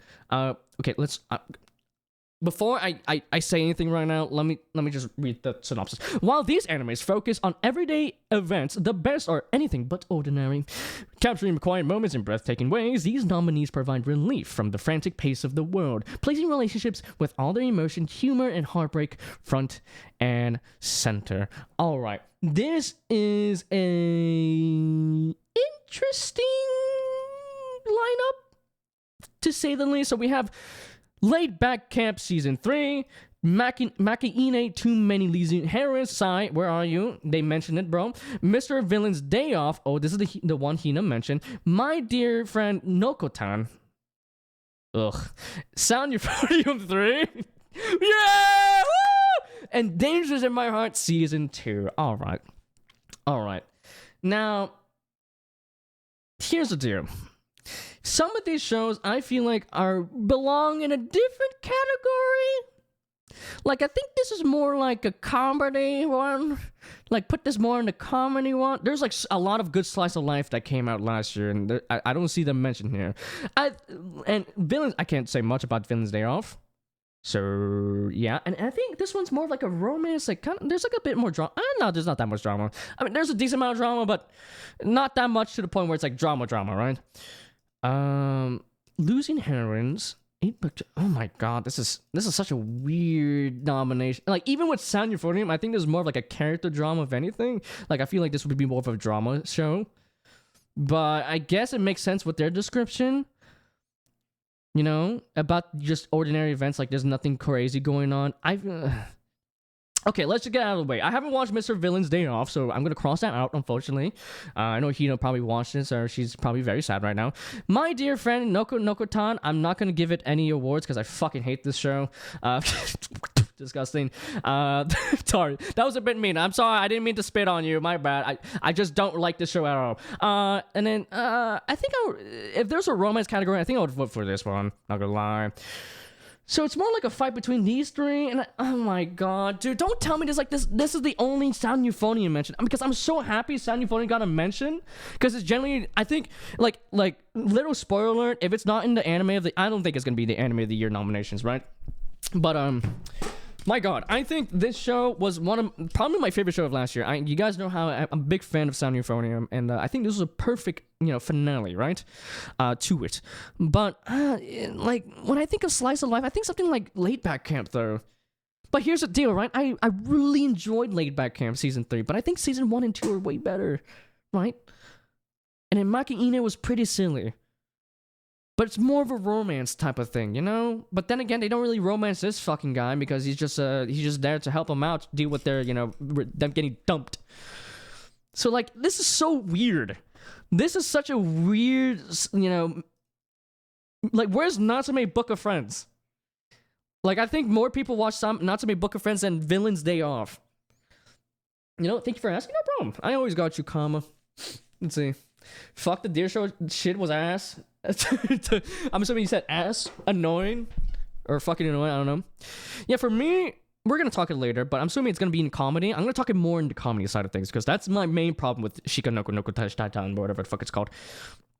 But oh no, I think that's gonna be the only mention of Sound Euphonium, man. So I mean, I would instantly drop it in, but is it a slice of life show?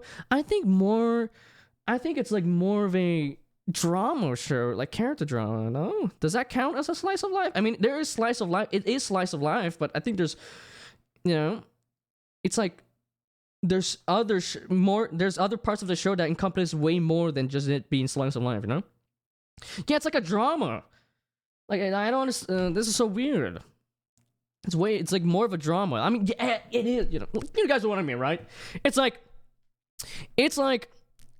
if you're to take true crime, like maybe like what was it called? Dr. House, and say it's like a slice of life when it's more like a drama, right? Or maybe is it a slice of life? Who knows? Oh, guys, Breaking Bad. Breaking Bad, by the way, guys. Yo, it's my favorite slice of life anime of all time, even though it goes with more drama. So I don't know. I do want to vote for Sound Euphonium here, but I think in terms of pure slice of life, Laid Back Camp is the king. It is the king, and even with the change in studio with 8-bit. I do still miss C Station, but I think they still did a good job with Laid Back Camp. So I'm gonna vote it. I'm gonna vote it for there. If this is the last mention of Sound Euphonium here, I'm gonna be so sad because it's genuinely a fantastic show. I'm definitely not biased. But yeah, I'm gonna vote for Laid Back Camp here. It's just high school girls go camping, and it's literally just it's secretly disguised as a tourism ad, all right? It's for it's advertising all of Japan, all right? And like literally they just go around and go to these like little places. I do want to visit the campsites that they go to in the show down the line whenever I have the money and the time to do so, and the luxury as well. But yeah, that'll be a lot of fun. Dude, what happens if I'm able to get the like internet? Maybe I can stream it with you guys. Maybe we could go camping together. It'd be crazy. Anyway, that's it for best slice of life there for me. I think Sound Euphonium, unfortunately for me, I think more of a drama than a slice of life. I don't understand why it's here. And so it's more for me here, like maybe between these two, but Laid Back Camp is the king of slice of life, all right? It's the GOAT. It's chill. It's laid back. It's great. But still can't beat the legend that is Clannad. God damn it! Yeah, I know, right? I got it. Oh my effing god! Common side effects. So I know it's not really anime since it's Western, but holy fuck, man, highly recommend. I binged the entire fucking thing. Yeah, I do. Dude, I like whenever I do have time to watch these real life shows. I'll give it a watch. Because I know. I'm assuming you're mentioning it to Breaking Bad, no? Bring it back in Saul Goodman. Better Call Saul. Yeah, I need to get onto it, man. It's on Adult Swim and Max. Oh, interesting. Cool. Let's see. Yeah, I'll give it a watch whenever I have time. I have to see how long it takes me to do it. The pilot episode was godlike. Ooh, all right, Carmen. If you say so, then I'll go ahead and do that. Down the line, of course. I still have a lot of anime to watch in this season right now. For Breaking Bad, I actually watched it out of context. I watched the entire season 2 out of context. It was kind of funny because my friend was streaming it on Discord. But okay, next category, all right, is best drama.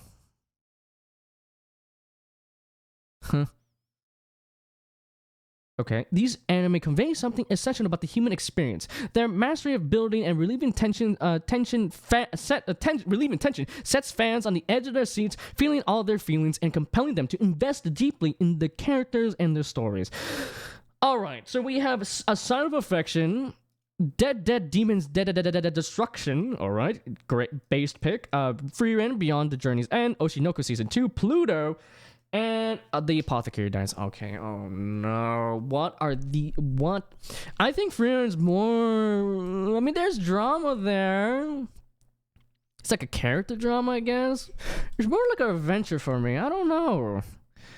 I mean, Oshinoko definitely is than Pluto. I'm actually glad that Pluto got a mention here, and also Dead Demon Destructions. But to be honest, even with both of these shows, I know a lot of... This is gonna sound like maybe maybe some people may see and like hear this and be like, "Ooh, you're weird, bro." But not gonna lie, I did enjoy both of these shows, but I don't know. I didn't really personally enjoy them all that much. I think they're both like a 7 for me. I think they're really great with what they do. It's just for some reason they just don't really hit that crazy enjoyment for me. I don't know. So right now, let's cross out some stuff here. So I'm gonna cross out A Sound of Affection because I never watched it. I'm gonna cross out Frieren because I think it's more like a fantasy adventure more than a drama, and then I'm gonna cross out Dead Demon Destructions and Pluto because I mean they're both fantastic. I just didn't really enjoy them myself. So now it's a fight between Oshinoko and Apothecary Diaries. And now, guys, let me get biased again. Guys, you guys know, I know it, you know it, all right? If you guys have been around these parts for a long time, you guys know that I'm a sucker for Chinese historical drama-like settings. I love Yonder the Dawn. I love Yatagaratsu, the Master just True's fucking master. And I fucking love I love Apothecary Diaries. I was like Free Ren. I mean, I do love Free Ren, but I do love Apothecary Diaries as much because it's kind of set.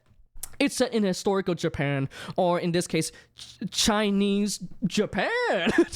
China, Japan.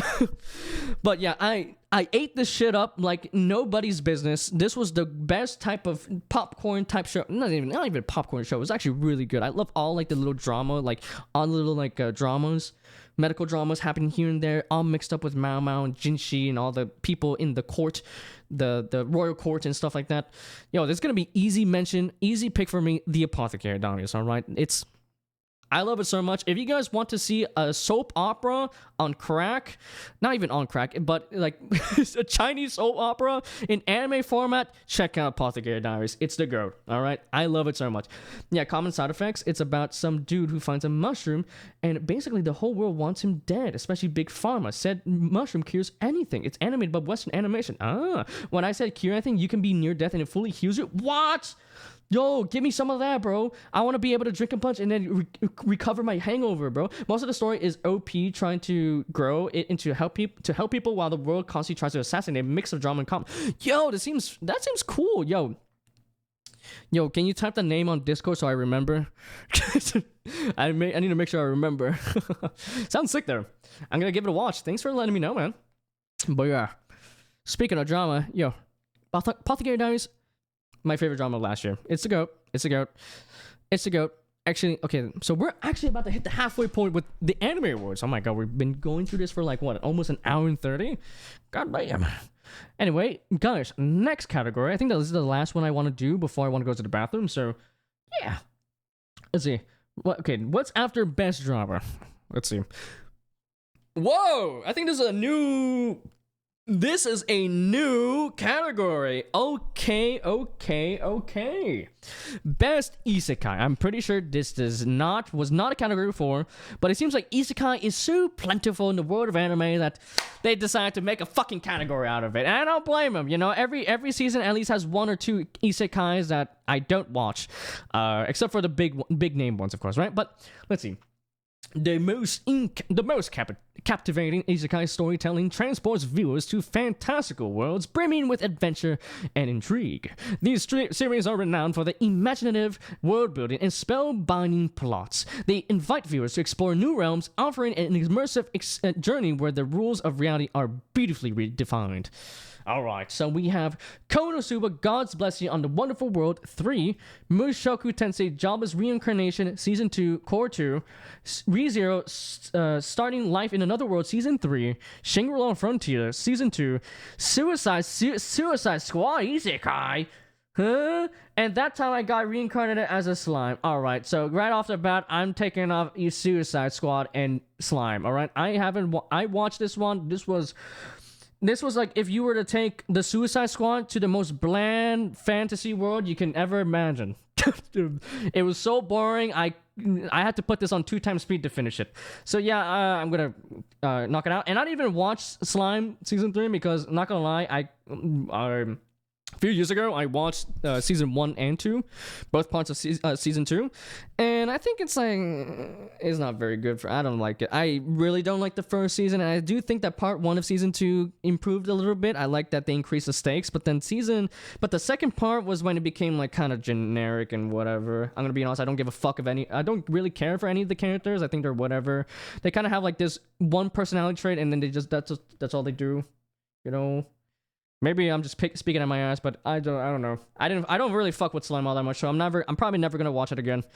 Even despite people probably being like, "Oh, yo, man, season 6 is super awesome. You need to catch up," and I'm like, I'm good. I'm good. I don't want to go through the absolute slog fest of season 1. All right. So now this is more like a fight between these 4: Konosuba, Mushoku, ReZero, and Shangri-La. I do like Shangri-La. Is it do I think it's technically isekai? Not really, because they just kind of, it's a game. It takes place in a game. They don't get transported to another world. like, I mean, they do spend a lot of time in this like game world, but I don't think it's really isekai. But then again, if I do that, does that mean that Sword Art Online is not an isekai? Which I kind of do think it is, because they get what's it called? They get locked into the world of SAO or whatever, Aincrad. I forgot the fucking name. But I think for me, in terms of isekais, actually it doesn't leave that much of an impact. I did enjoy the first season. It was fun. I did enjoy it. It was like playing a game, actually, right?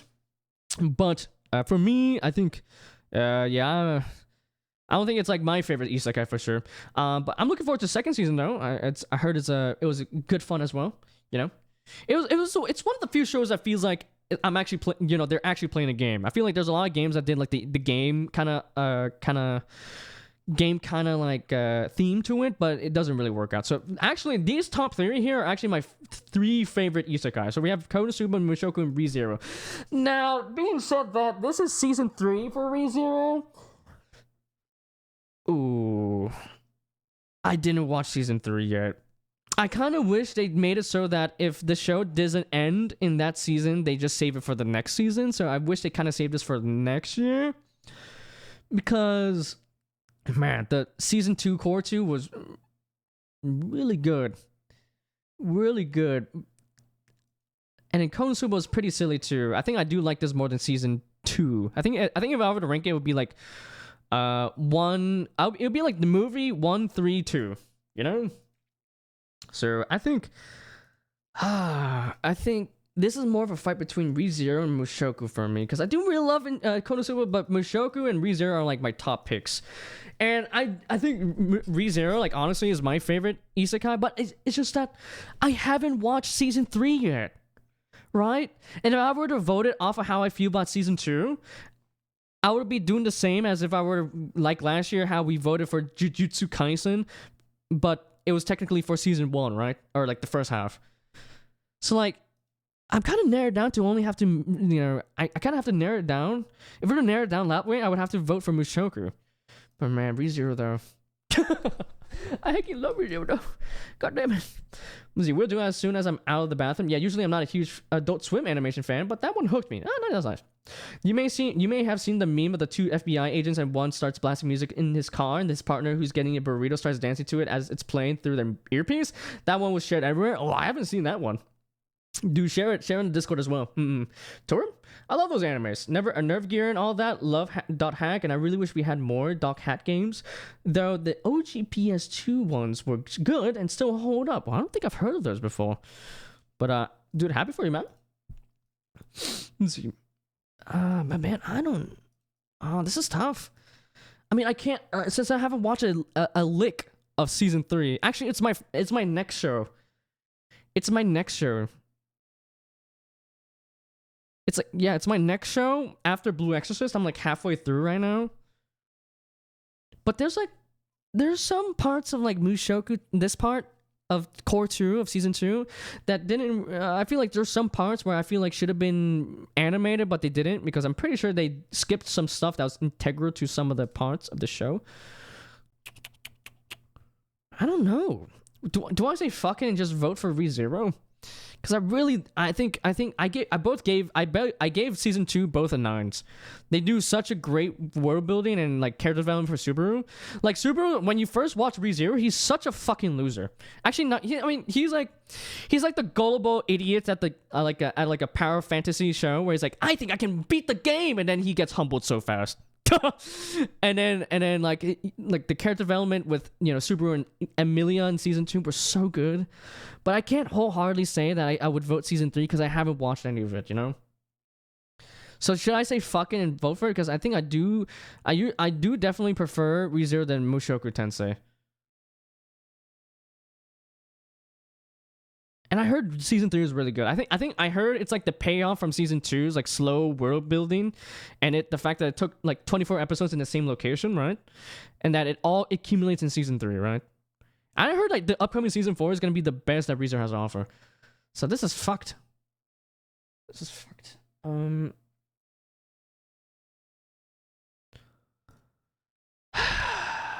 But Mushoku Tensei was really good too. But I feel like that kind of. Okay, you know what? I'm sure I'm gonna like season 3. I'm gonna vote for ReZero. Guys, if I'm gonna whiff on anything, it will be this one. All right, I'll take it, guys. I most of these shows I have watched, but I haven't watched season 3. But I'm gonna vote for it regardless because I do prefer. I think ReZero is my #1 Isekai. So I'm gonna. This is bad. This is gonna damage my non-existent credibility. All right, as an anime connoisseur, an enjoyer. I'm gonna vote for ReZero. Oh, fuck it. I'm sure I'm gonna really enjoy it. I'm pretty sure. I enjoyed all the seasons so far. So yeah. So I love shows. I love the isekais where they get transferred to another world and they kind of don't forget about the past. Like they don't forget about their previous life in like the previous world and use this new world as a way to become a better person and to gain new life experiences that they couldn't experience in their previous life. You know, I think that's my main thing about isekai. So that's why I really do love ReZero and Mushoku Tensei. But yeah, I think I'm gonna enjoy season 3 whenever I do watch it, which is the next show I'm gonna watch. They put them and so damn good. OP gets his tune wiped Dot Hawk, and he was a notorious PKer. Oh my god! And now nobody believes him, and he keeps him calling, and they keep calling him a noob. And she slowly regains power and solves a mystery of people vanishes as a night. Oh my god! And the combat is super fun too. Oh, seems cool. He's like, yo, they don't know that. It's like the party meme where and the guy's in the corner and he's drinking, everyone's talking to each other, and he's like, they don't know that I'm the GOAT. They don't know that I'm the GOAT. All right, though. But guys, we reached the halfway point of this anime awards. I know we're going through it pretty slow. It's been like an hour 30 or so, but hope you guys don't mind because I really do like going through these anime awards and really talking about how I feel about these, the shows that came out last year. So I think before we continue, though, I'm gonna go to the bathroom real quick. I've been kind of holding in for the past hour or so. I really want to reach a good point in which to take a break real quick. But yeah, I think the break is now. All right, so guys, I'm gonna be right back. Gonna go to the bathroom real quick. If you guys have to go. But if not, just chill out for a little bit. Get up your chair, stretch. Just chill out until I come back. It should take like an hour or not an hour, an hour bathroom break. Oh, what am I doing in the bathroom? I'm gonna go to the bathroom now. Okay, guys. So be right back. I'm gonna toilet. Well, let's go to the toilet together, Cara. Let's go. Anyway, be right back, guys. Be right back. Wham! Super quick.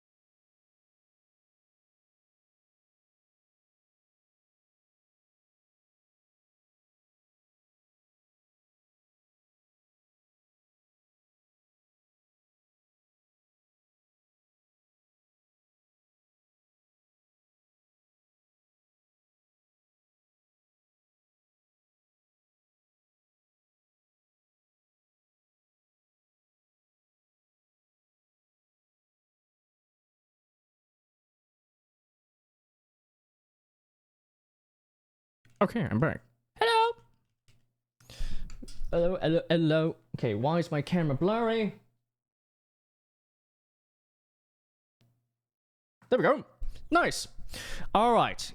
Yeah, we're gonna see if this ages poorly or not. If I do enjoy season 3, because literally it's a show I'm probably gonna watch tomorrow or like beginning tomorrow, and I'm sure it's gonna be quite a doozy one.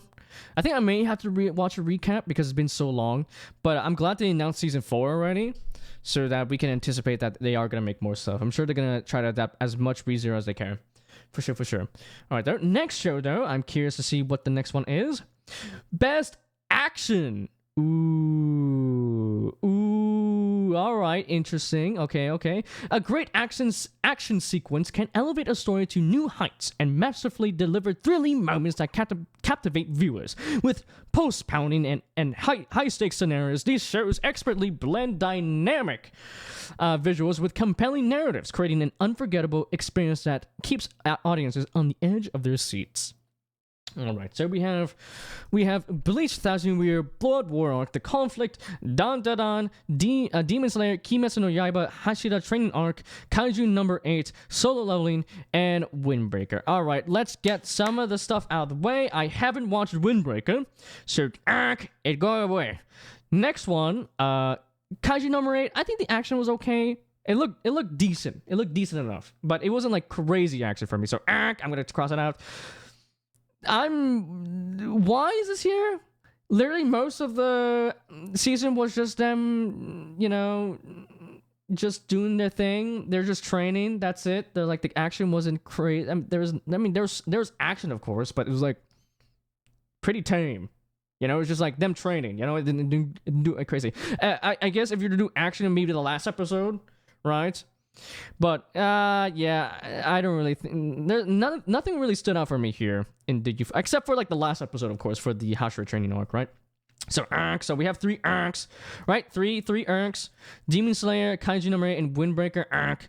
And in Solo Leveling, I mean, the action was pretty good, but I heard the action in season 2 is way better. But that being said, I think people won't distinguish that this is only referring to season 1 rather than season 2. I wish these other ones that they mentioned the names, right? But I feel like they should have put season 1 as they should have put that down instead of just putting Solo Leveling, because now I think Solo Leveling is gonna win this for sure. Oh, I should have went back and kind of like looked at like what I would think would win. But I think for sure here Solo Leveling is gonna win. But for me, I think the action season 1 was good. It was good, but it didn't really blow me away. So I don't think it's gonna be part of my picks here. So I think for me here, it's gonna be between Bleach and Dan. And I think for me personally, I think the action and the animation in combination with it, with Dan, was just felt so fun to watch. It was so fun to watch. It really felt, I think Science Star really nailed it out of the park with with Dan. I do think though they did end it at a random spot. Just there, they just kind of dropped it. They just kind of like, here's a cliffhanger. I know they did a second part. They're gonna do a season 2 or a second part or whatever they fucking call it, but they really dropped it at a really big cliffhanger for sure. But yeah, I think for me, the most memorable action here definitely between these two. I mean, Bleach had really good parts to it, like the last the conflict. Wait, what's the conflict? Is it the 3rd or 2nd season? Because the 2nd season had a really good like original scene. I heard it was original. It was not part of the manga. But I think for me, Dan for me is gonna take my vote here. I think the action was so fun. I had a lot of fun. Very, very good fun. Good fun. But I do feel like Solo Leveling is gonna win here. So yeah. It is what it is. Maybe I should go back and see what I'm gonna be drinking. I think I'm gonna be drinking for most of this list. Not gonna lie. Which is bad, because I'm thinking about doing the same thing I did last year, where I drink soju. If I take shots of soju, I'm gonna get shit-faced, man. Oh, this is bad. Anyway, next category. Best comedy. Best comedy. Whether it's a surprisingly fresh perspective or the witty exchanges could have come from a comedy mastermind. The humor in these shows make you laugh out loud and have your side hurting by the end. All right, so we have some familiar names as well as some older ones. Delicious in Dungeon, Konosuba 3, Mashle 2nd season, My Dear Friend Nokotan, Ranma Half, and Spy Family. All right, from the get-go, I haven't watched Ranma. Like I said, I haven't watched Ranma, so okay, that's gone. And I'm gonna go ahead and throw away Nokotan, because I think they just kind of repeated the same joke over and over again, and it felt very repetitive. I think they just didn't really innovate. I think for me to keep going on like a purely comedy show, because this is a pure comedy show, right? I feel like if there was a place for Nashika Noko to get nominated, it would be in the best category, right? But I don't think even should be nominated for best comedy, because I don't know. For me, dude, like I said, I feel like they just didn't really do anything new in the later episodes. It just felt very tiring to keep watching. I actually had to like speed it up like halfway through because I was getting so bored. Right, I'm very stubborn with like not wanting to drop a show for some reason. I don't know why, but yeah, I just couldn't really sit there actually watch the show. You know what I mean? I think the most attention it got was from the song being a meme, and that's it. Did anyone actually watch the show? Probably not. But I think this is definitely my least favorite comedies out there. I think the joke, like I described it before in more detail. If you guys want to check out like my, if you guys want to check out my full like thoughts on these shows, by the way, you guys can check out the VODs in the previous like tier list of the seasonal stuff, right? But yeah, I mean this is basically the formula is basically Noko here does something super random, very like brain rot, like random humor, hee hee ha ha. Then what was it? Shika, which is like the blonde hair girl, or no wait, is it Koshi? No, Koshi? Koshi is the blonde hair girl. Yeah, she's like, oh my god, guys, why are you guys reacting like this is normal? This is not normal. And then repeat over and over again until they just beat the living crap of the joke, right? So, yeah, I don't think this is my... I think this is really boring. I'm gonna be honest, I don't know how anyone found this show funny. I fucking hate this show, actually. I don't like it at all. It was, I mean, the animation was good because of Studio Wit, right? But, this is such a drag to watch. Actually not funny. Actually terrible. I mean, hey, if you enjoyed it, good for you. I just lost some respect for you, you know? I'm joking. I like, this is not my, it was not it, bro. That's in your war? Yeah, that was the previous one. I posted the trailer and the meme. Nice, thank you. I know some weebs who love Nokotan. I know a streamer who was obsessed for it for weeks. Really? Well, I'm sorry for their loss. But I think, like I said, repetitive. It just is not funny. This is like TikTok humor, but actually not funny. I mean, I feel like some TikTok humor is actually funny, but this one is not it. This is people said that this was the second coming in Nichijou. It was not. Nope. No one can. No. You're doing the disservice to mention it in the same vein as Nichijou. Hello. Let's see. No way. Yo, watch something else, like Danshi Kokosei no Nichijou, alright? Watch Daily Lives of High School Boys instead. Anyway, Spy Family Season 2, I think it was comfy, but I don't really find it funny, so I'm gonna pass on it. And then Marshall, I mean, he's silly. That's it, though. So, it's more like either Delicious or Dungeon or Konosuba. And, you know, I really do enjoy Konosuba. I like the gang. I love that they feel like actual comrades and, you know, they feel like so silly. And I like their you know, interactions and dynamics between one another. But I think I went more hee hee ha ha with Delicious and Dungeon. All right, guys. I love Senshi. I do like Laos, Marcial, Chilchuck, and Senshi. Yo, they're the goats. I love all of them, man. I love all of them. And there's a lot of silly moments. Like, I will say that this show, like I said, if you guys are into fantasy, comfy, like slice of life shows like this, until again, you know, it does get dark at some points, but for the most part, it is pretty silly at times. But you know, I'm really underemphasizing the darkness. But I really didn't. I think for me, I like Delicious and Dungeon more here. Not gonna lie, I do love Konosuba, but like, there's some moments where I went hee hee ha ha kind of out loud, while Konosuba is more like a smirk. It's like, nice. But yeah, I'm gonna vote for Delicious and Dungeon here. There we go. I love it too. I love how before I was like complaining about like how Sound Euphonium is like more of a it's more of a drama show, but here I am voting for Delicious and Dungeon for comedy. Yeah, I'm gonna be honest, guys. Most animes are not that funny. Let's be honest, man. Like, I feel like there's a lot of jokes that made in anime that are kind of not really hitting all that much. You know, he plays the damn song every time he does a BRB screen, and it's horrible. I'm sorry for your loss, bro. Karma, do you want me to pay for your ear transplant soon? I'm sorry you had to go through that. My condolences. Anywho, next one. Best what? Best romance. All right. Best romance. A great romance can thaw the heart of the coldest cynic. These captivating stories draw us in and remind us of the best part of being alive. With their hopeful messages, these shows find a way to make you believe in the power of love. Unfortunately, I never really experienced love except in middle school, I guess. Let's see. I was like in a relationship with a girl for like a few weeks, and then her dad found out, and then made us broke up. It was sad. Hope she's doing well. But anyway, guys, we have Sign of Affection, of course, Blue Box, Maka Ine, Too Many Losing Heroines, Rama Half, Scott Pilgrim takes off, and The Dangers in My Heart.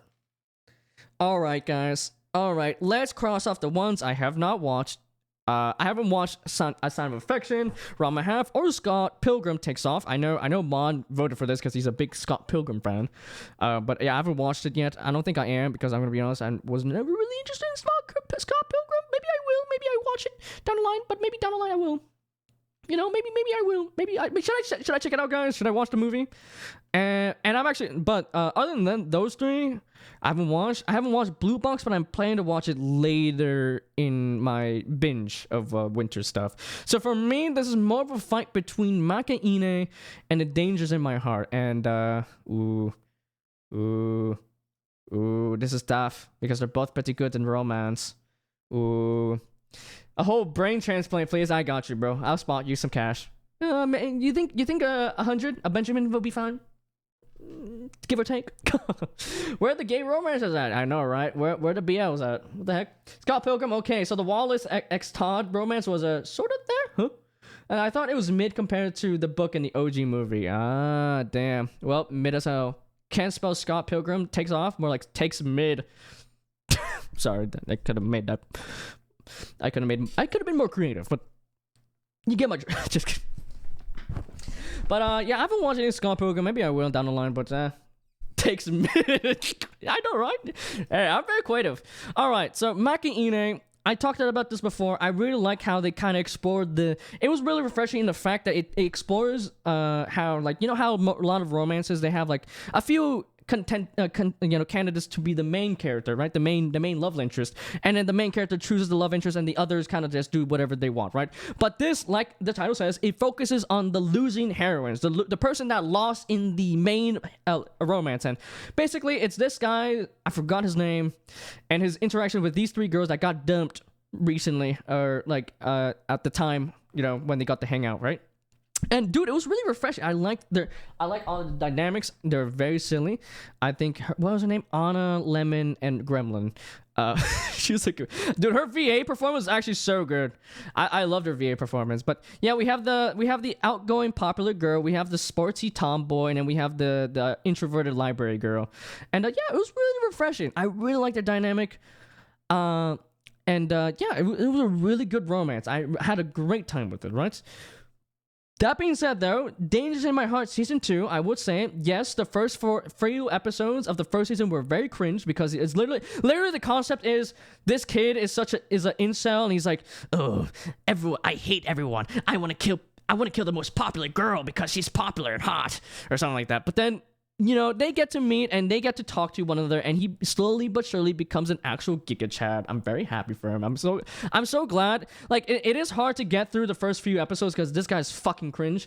But guys, the cringe is well worth it, because this you know, he actually grows to have like a pretty good relationship with what's her name again? Oh yeah, girl. She girl. But yeah, I think I said it before, and I'll say it again.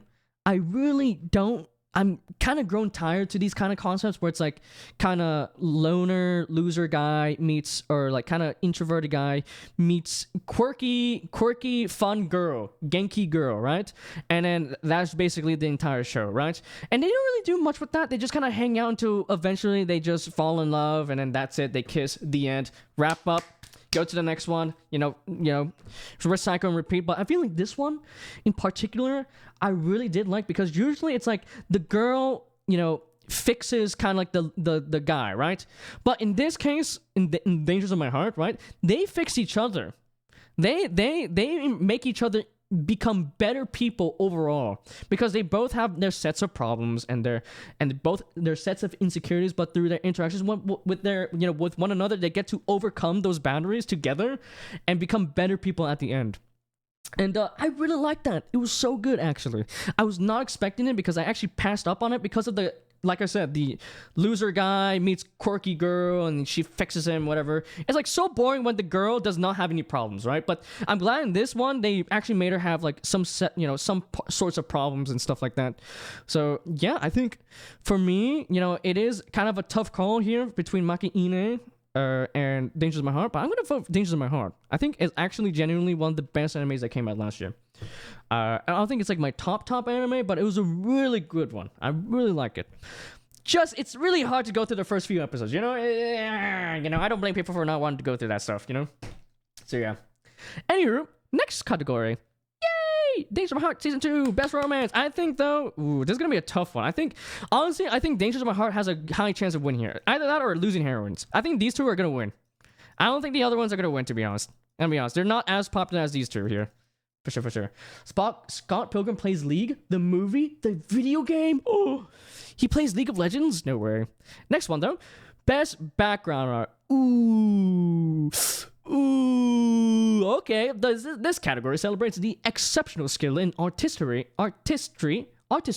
needed to craft the detailed, atmospheric, and often breathtaking environments that serve as the backdrop for anime narratives. These backgrounds are crucial in setting the tone, mood, and setting of a series, and enhancing the storytelling experience with their visual depth and intricate design, bringing anime to life. Nominees in this category are distinguished by their ability to create captivating worlds that resonate with viewers, making the fictional realms of anime feel as vivid and tangible as any real-life setting. Alright. Interesting. So we have Dan Dan Dan, Delicious in Dungeon, Demon Slayer, Hashira Trading Arc, Free Ren, Pluto, and Apothecary Diaries. Alright.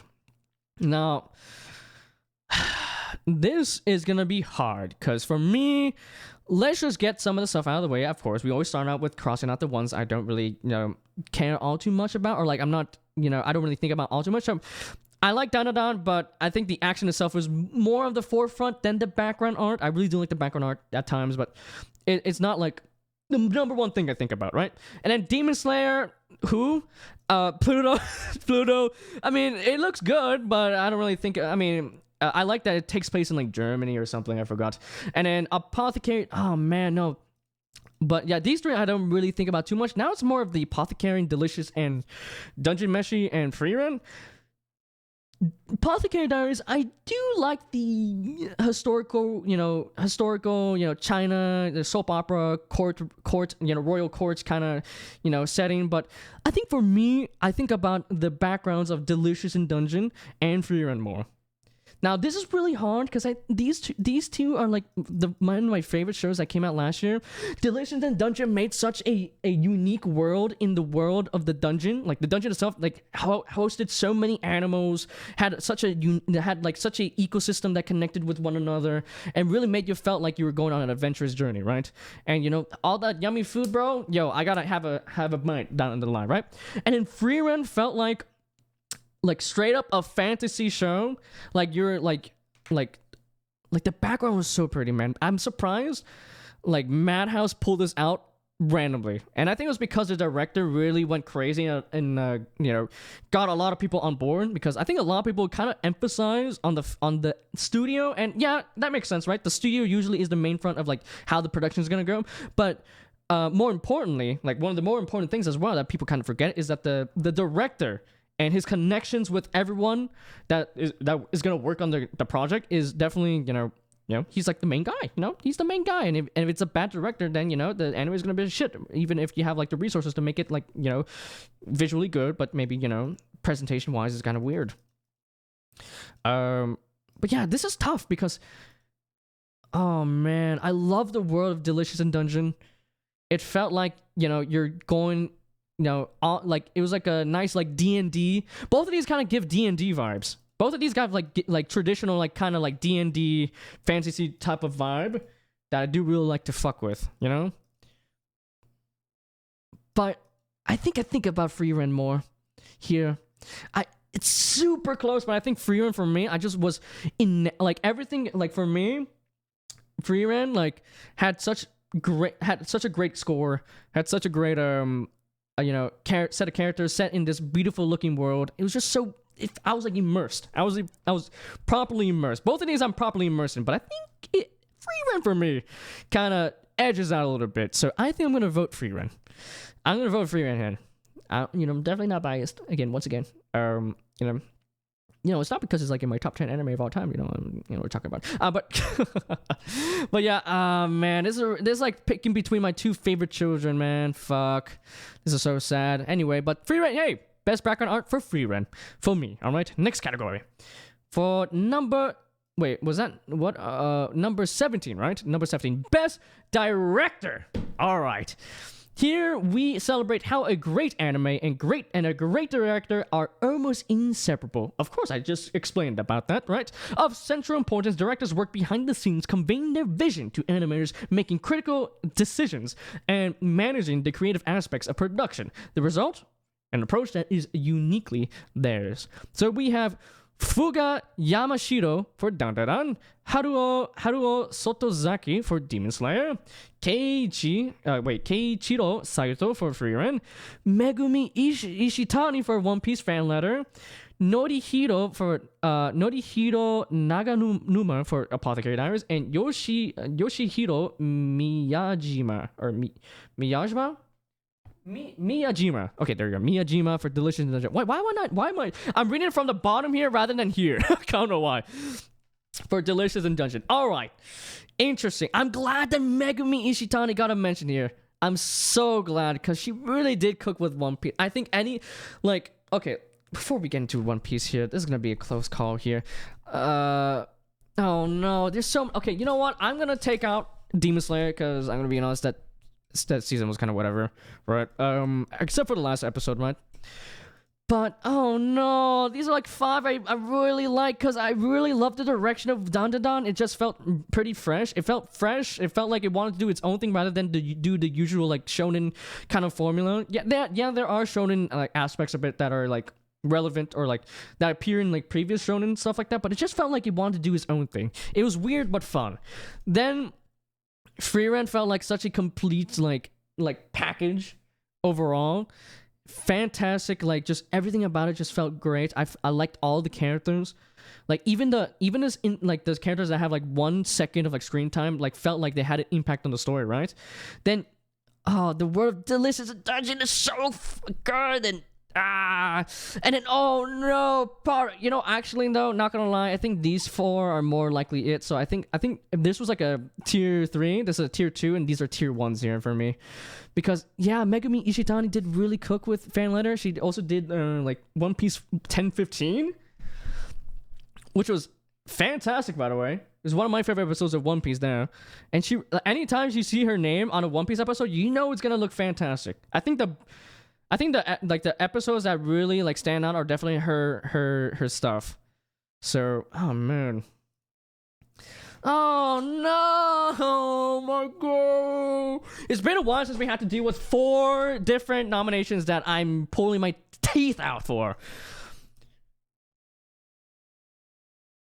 Because they all cooked so hard with the directing, man. They did so good. How many do we have? Oh my god, we have so much.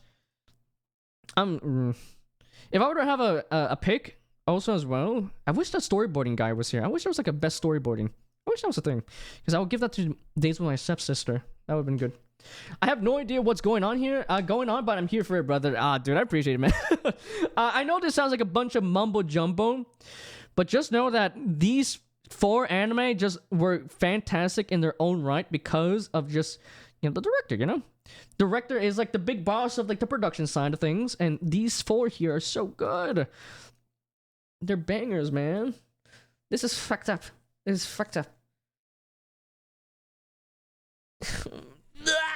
I was a total weeb in my 20s, so I get it. Yeah.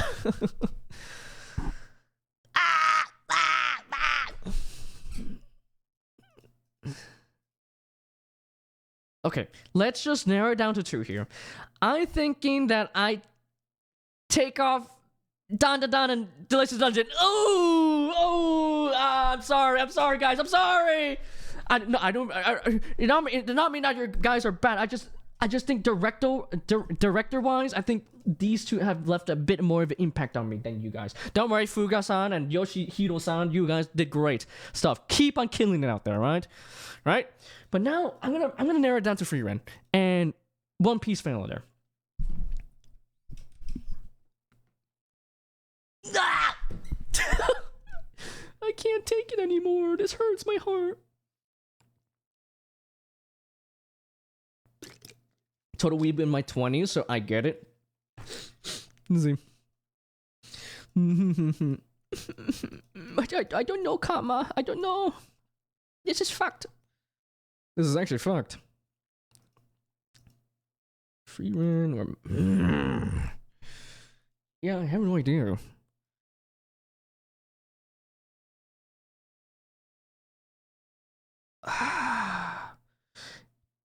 Is there like a best like OVA or best anime or best like original anime? Because I would give it to One Piece, no? Oh my. Because I feel like I think I know Megumi Ishitani by name like already. Like I know it by name. Like literally when I watched 1015, I had to see who the director was, who made this episode, and who cooked, and it was her name, and I literally etched it into my brain ever since, right? But then Keiichi Saito-san, right? He definitely the reason why Frieren blew up so much, just because of how much overall is just great at everything it did, right? It was just overall great. I think the best like highly rated shows like in the top 10s like up there, right? Like of all time are shows that are just consistently great at everything they do. And yeah, he must have had got like a crazy amount of people for this project. And I can't wait for season 2. Bro torn, yeah. I don't like this.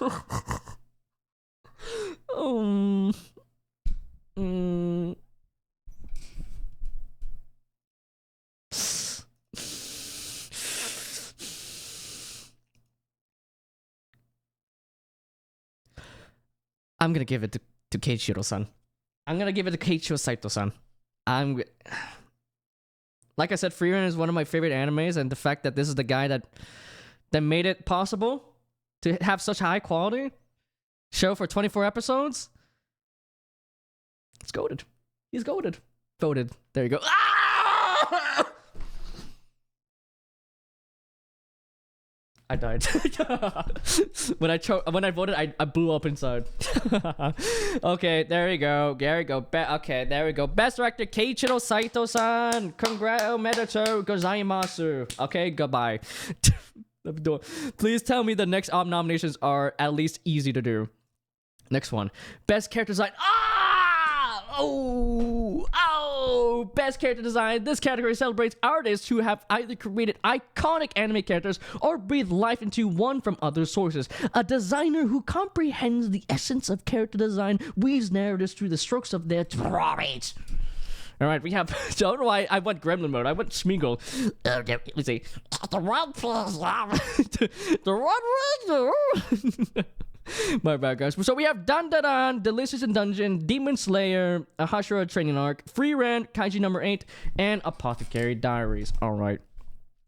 As always, Kaiju number 8 and Demon Slayer didn't really impact me at all, so I'm gonna ank them. And as much as I do love Apothecary Diaries, I'm gonna go ank on them. And also no, I don't know, was pretty lit though. Actually, these 3 are my contenders here. Dan, Delicious in Dungeon, and Free Ren.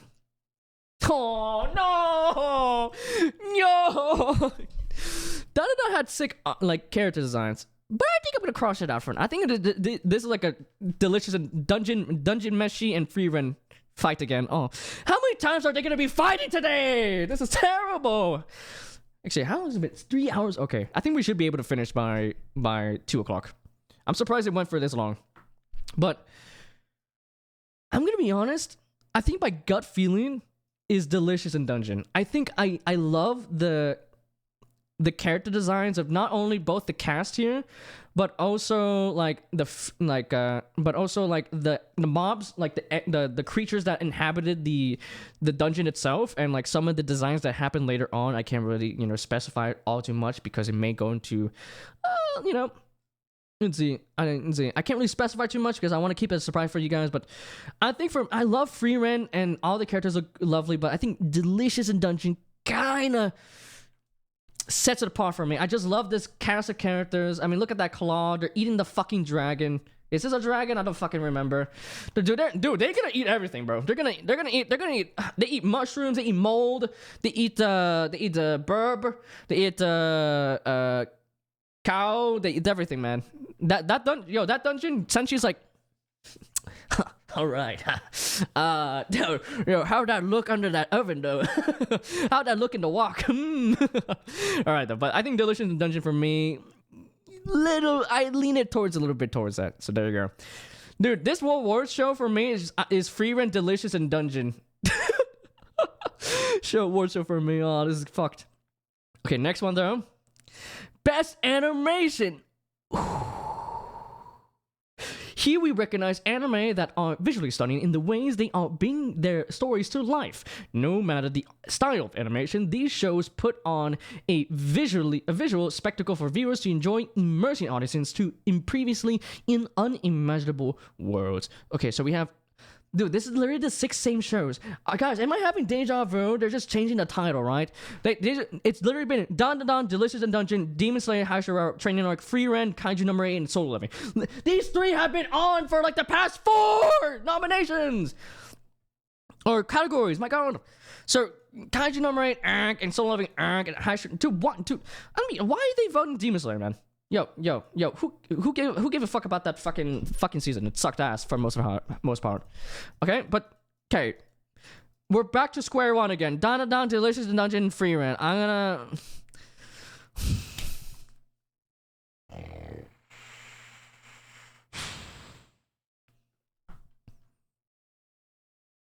tired, boss.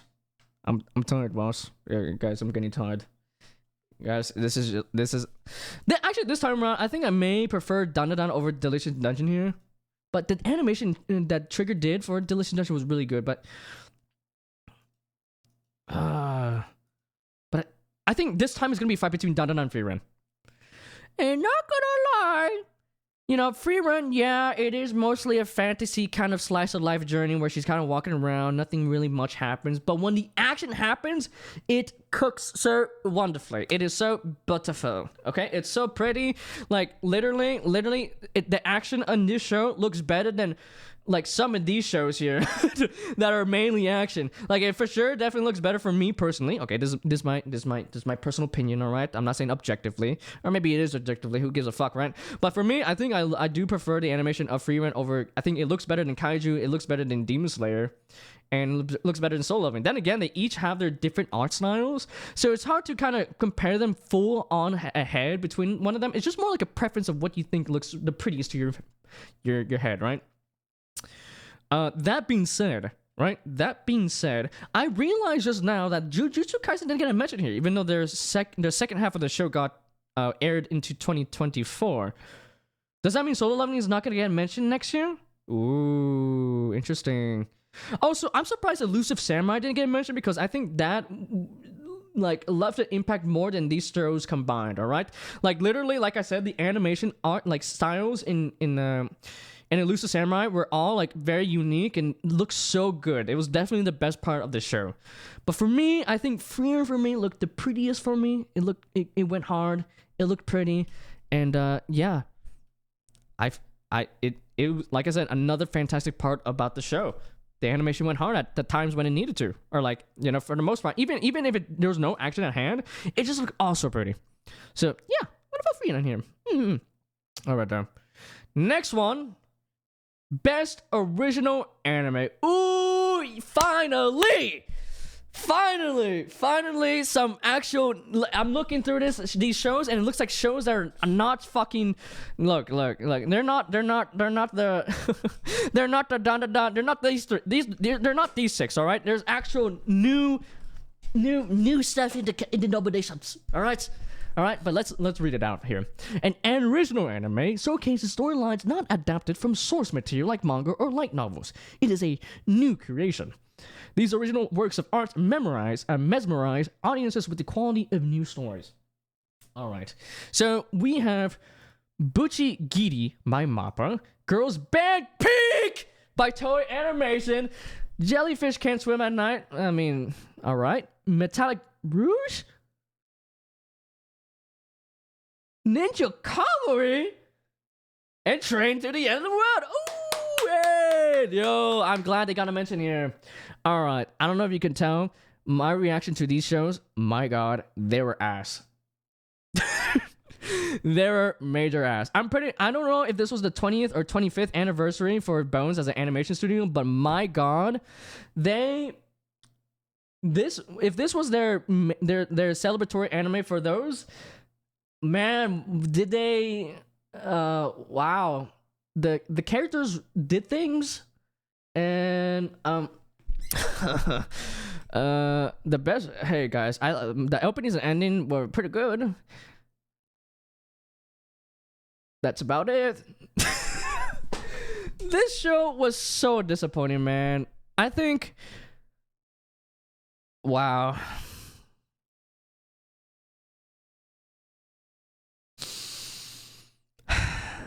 That's all I have to say. I think that tells you all. And Ninja Kamui, really? I remember this was an Adult Swim, like kind of funded show. And my God, yes, the animation went so hard the first 2 episodes. After that, where did animation budget go?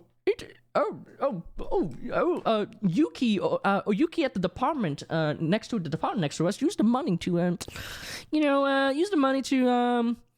buy 10,000 crates of ramen. So we don't have enough budget to do the rest of the show. So yeah, we're just gonna do whatever scenes. Like I'm telling you, like the action was so good. First 2 episodes. And you can also see it kind of decline in the second episode, but it's not as bad as like episode 3 and beyond. Especially when they introduced the CGI mechs. My God, they felt so obviously CGI and so stiff. Like my God, like see. I was about to say my dead grandpa has more animation than better animation. But that would sound bad. Let me not say that.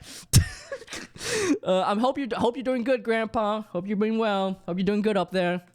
But you look like your whole day was ruined by this category. We went from pure hype to misery and tense. Like, yeah, because these 2 shows don't deserve to be. Were they really that bad? Lack of original shows? Because I'm so glad that they mentioned Girls Band Cry and Train to the End of the World. Of course, as you can tell from my disappointment, I feel like the story here was kind of whatever.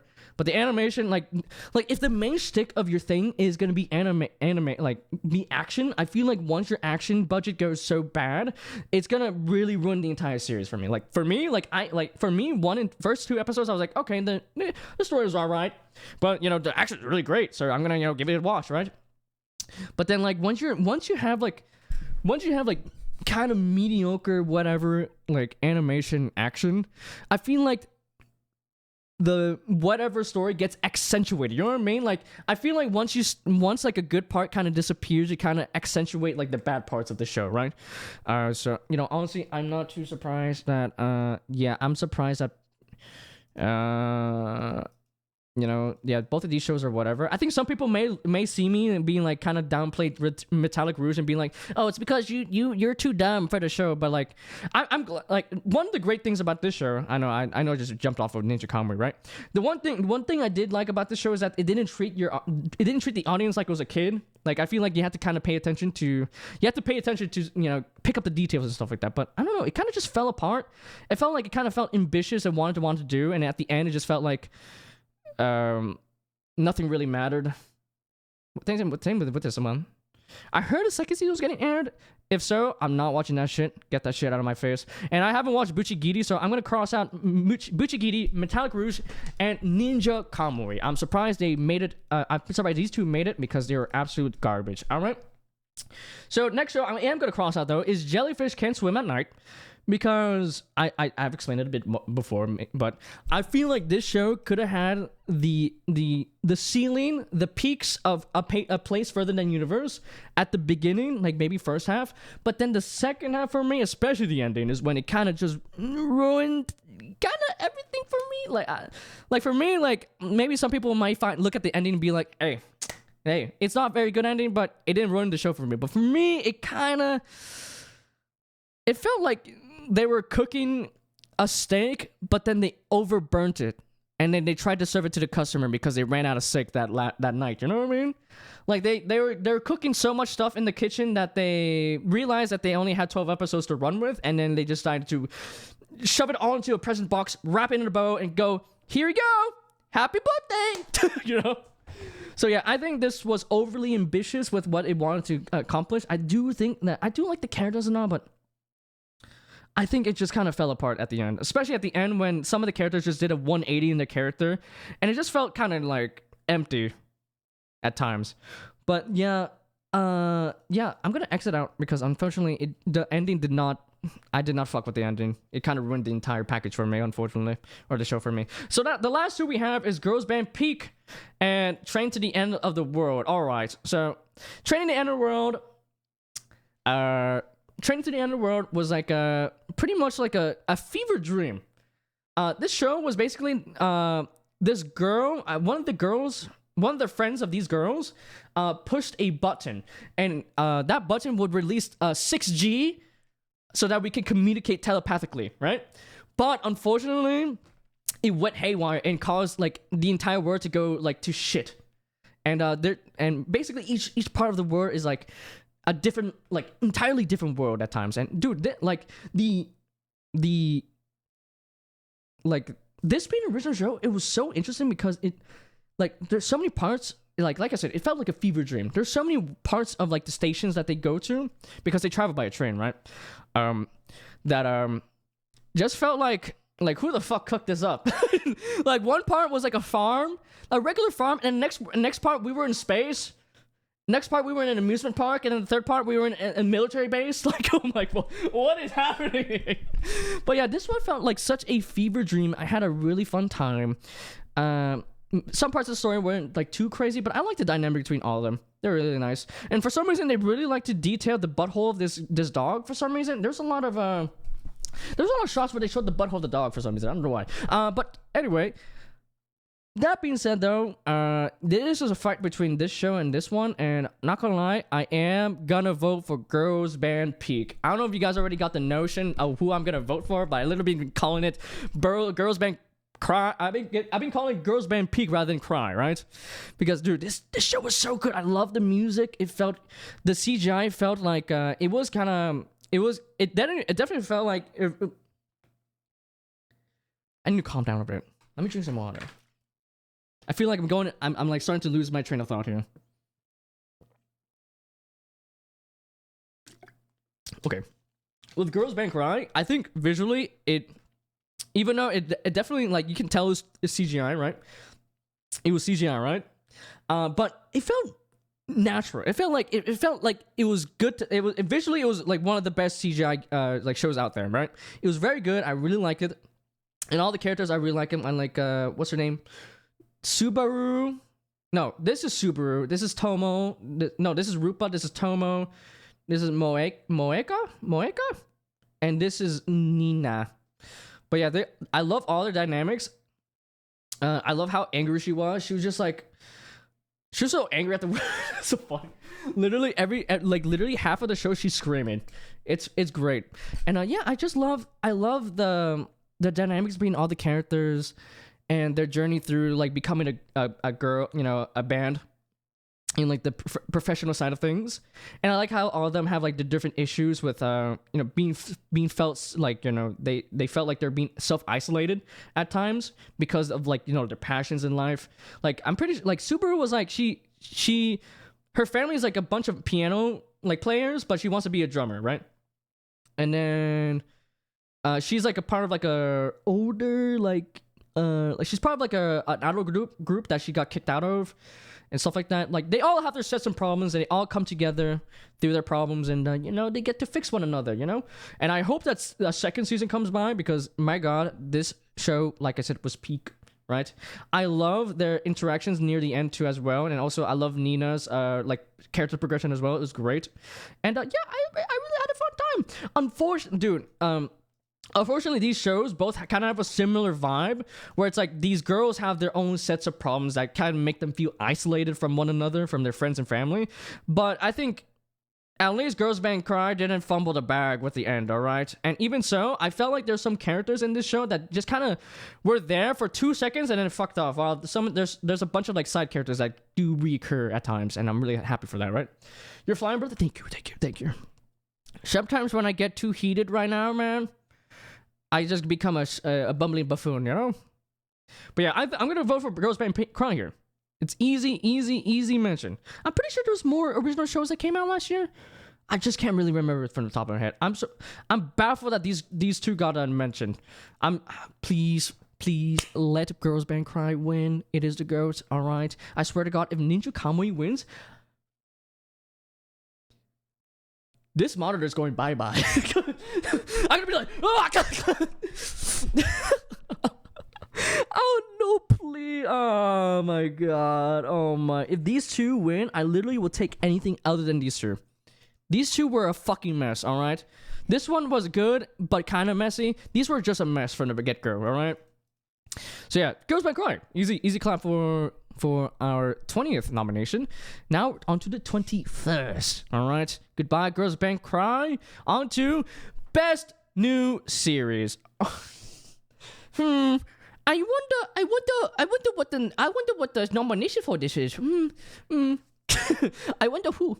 Each year, a wave of new anime make their debut, but this category honors the standout series that truly capture the audience's imagination. These exceptional newcomers feature distinct narratives, innovative artistry, and memorable characters that set them apart, leaving viewers eagerly anticipating the next season and establishing themselves as instant classics in the world of anime. All right. Here we go. Delicious Dungeon Free Run, Kanji number 8 for the leveling Apothecary Diaries. Oh man. Well, I'm glad half of these lists I actually do give a, these 4 I actually do really care, and these other 2 I'm like, whatever. All right, yo, you guys know the drill. You guys know the drill. And then these 4 now, and then also, I really do love Dun True, but it's not. I don't like it as much as Delicious Dungeon, Apothecary, and Free Run. So now we're just choosing these 3.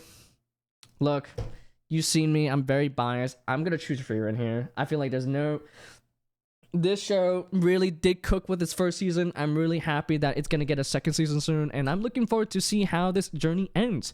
Like I said, it's not about the destination, it's about the friends you make along the way, So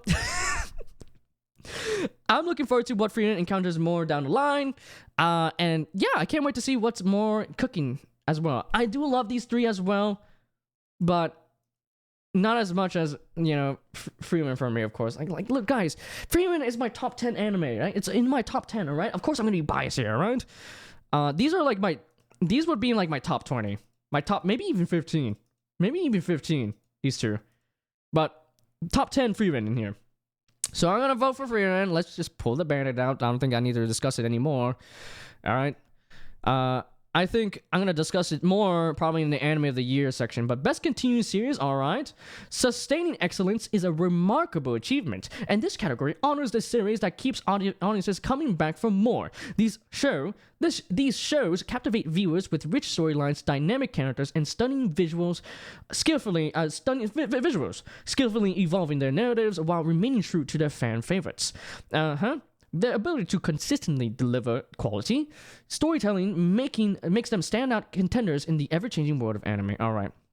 All right, so we have Bleach, Thousand Year Blood War arc, The Conflict. We have Demon Slayer, Hashira Training arc, My Hero Academia season 7, One Piece, Oshinoko, Oshinoko season 2, and Spy X Family season 2. All right, I haven't watched My Hero.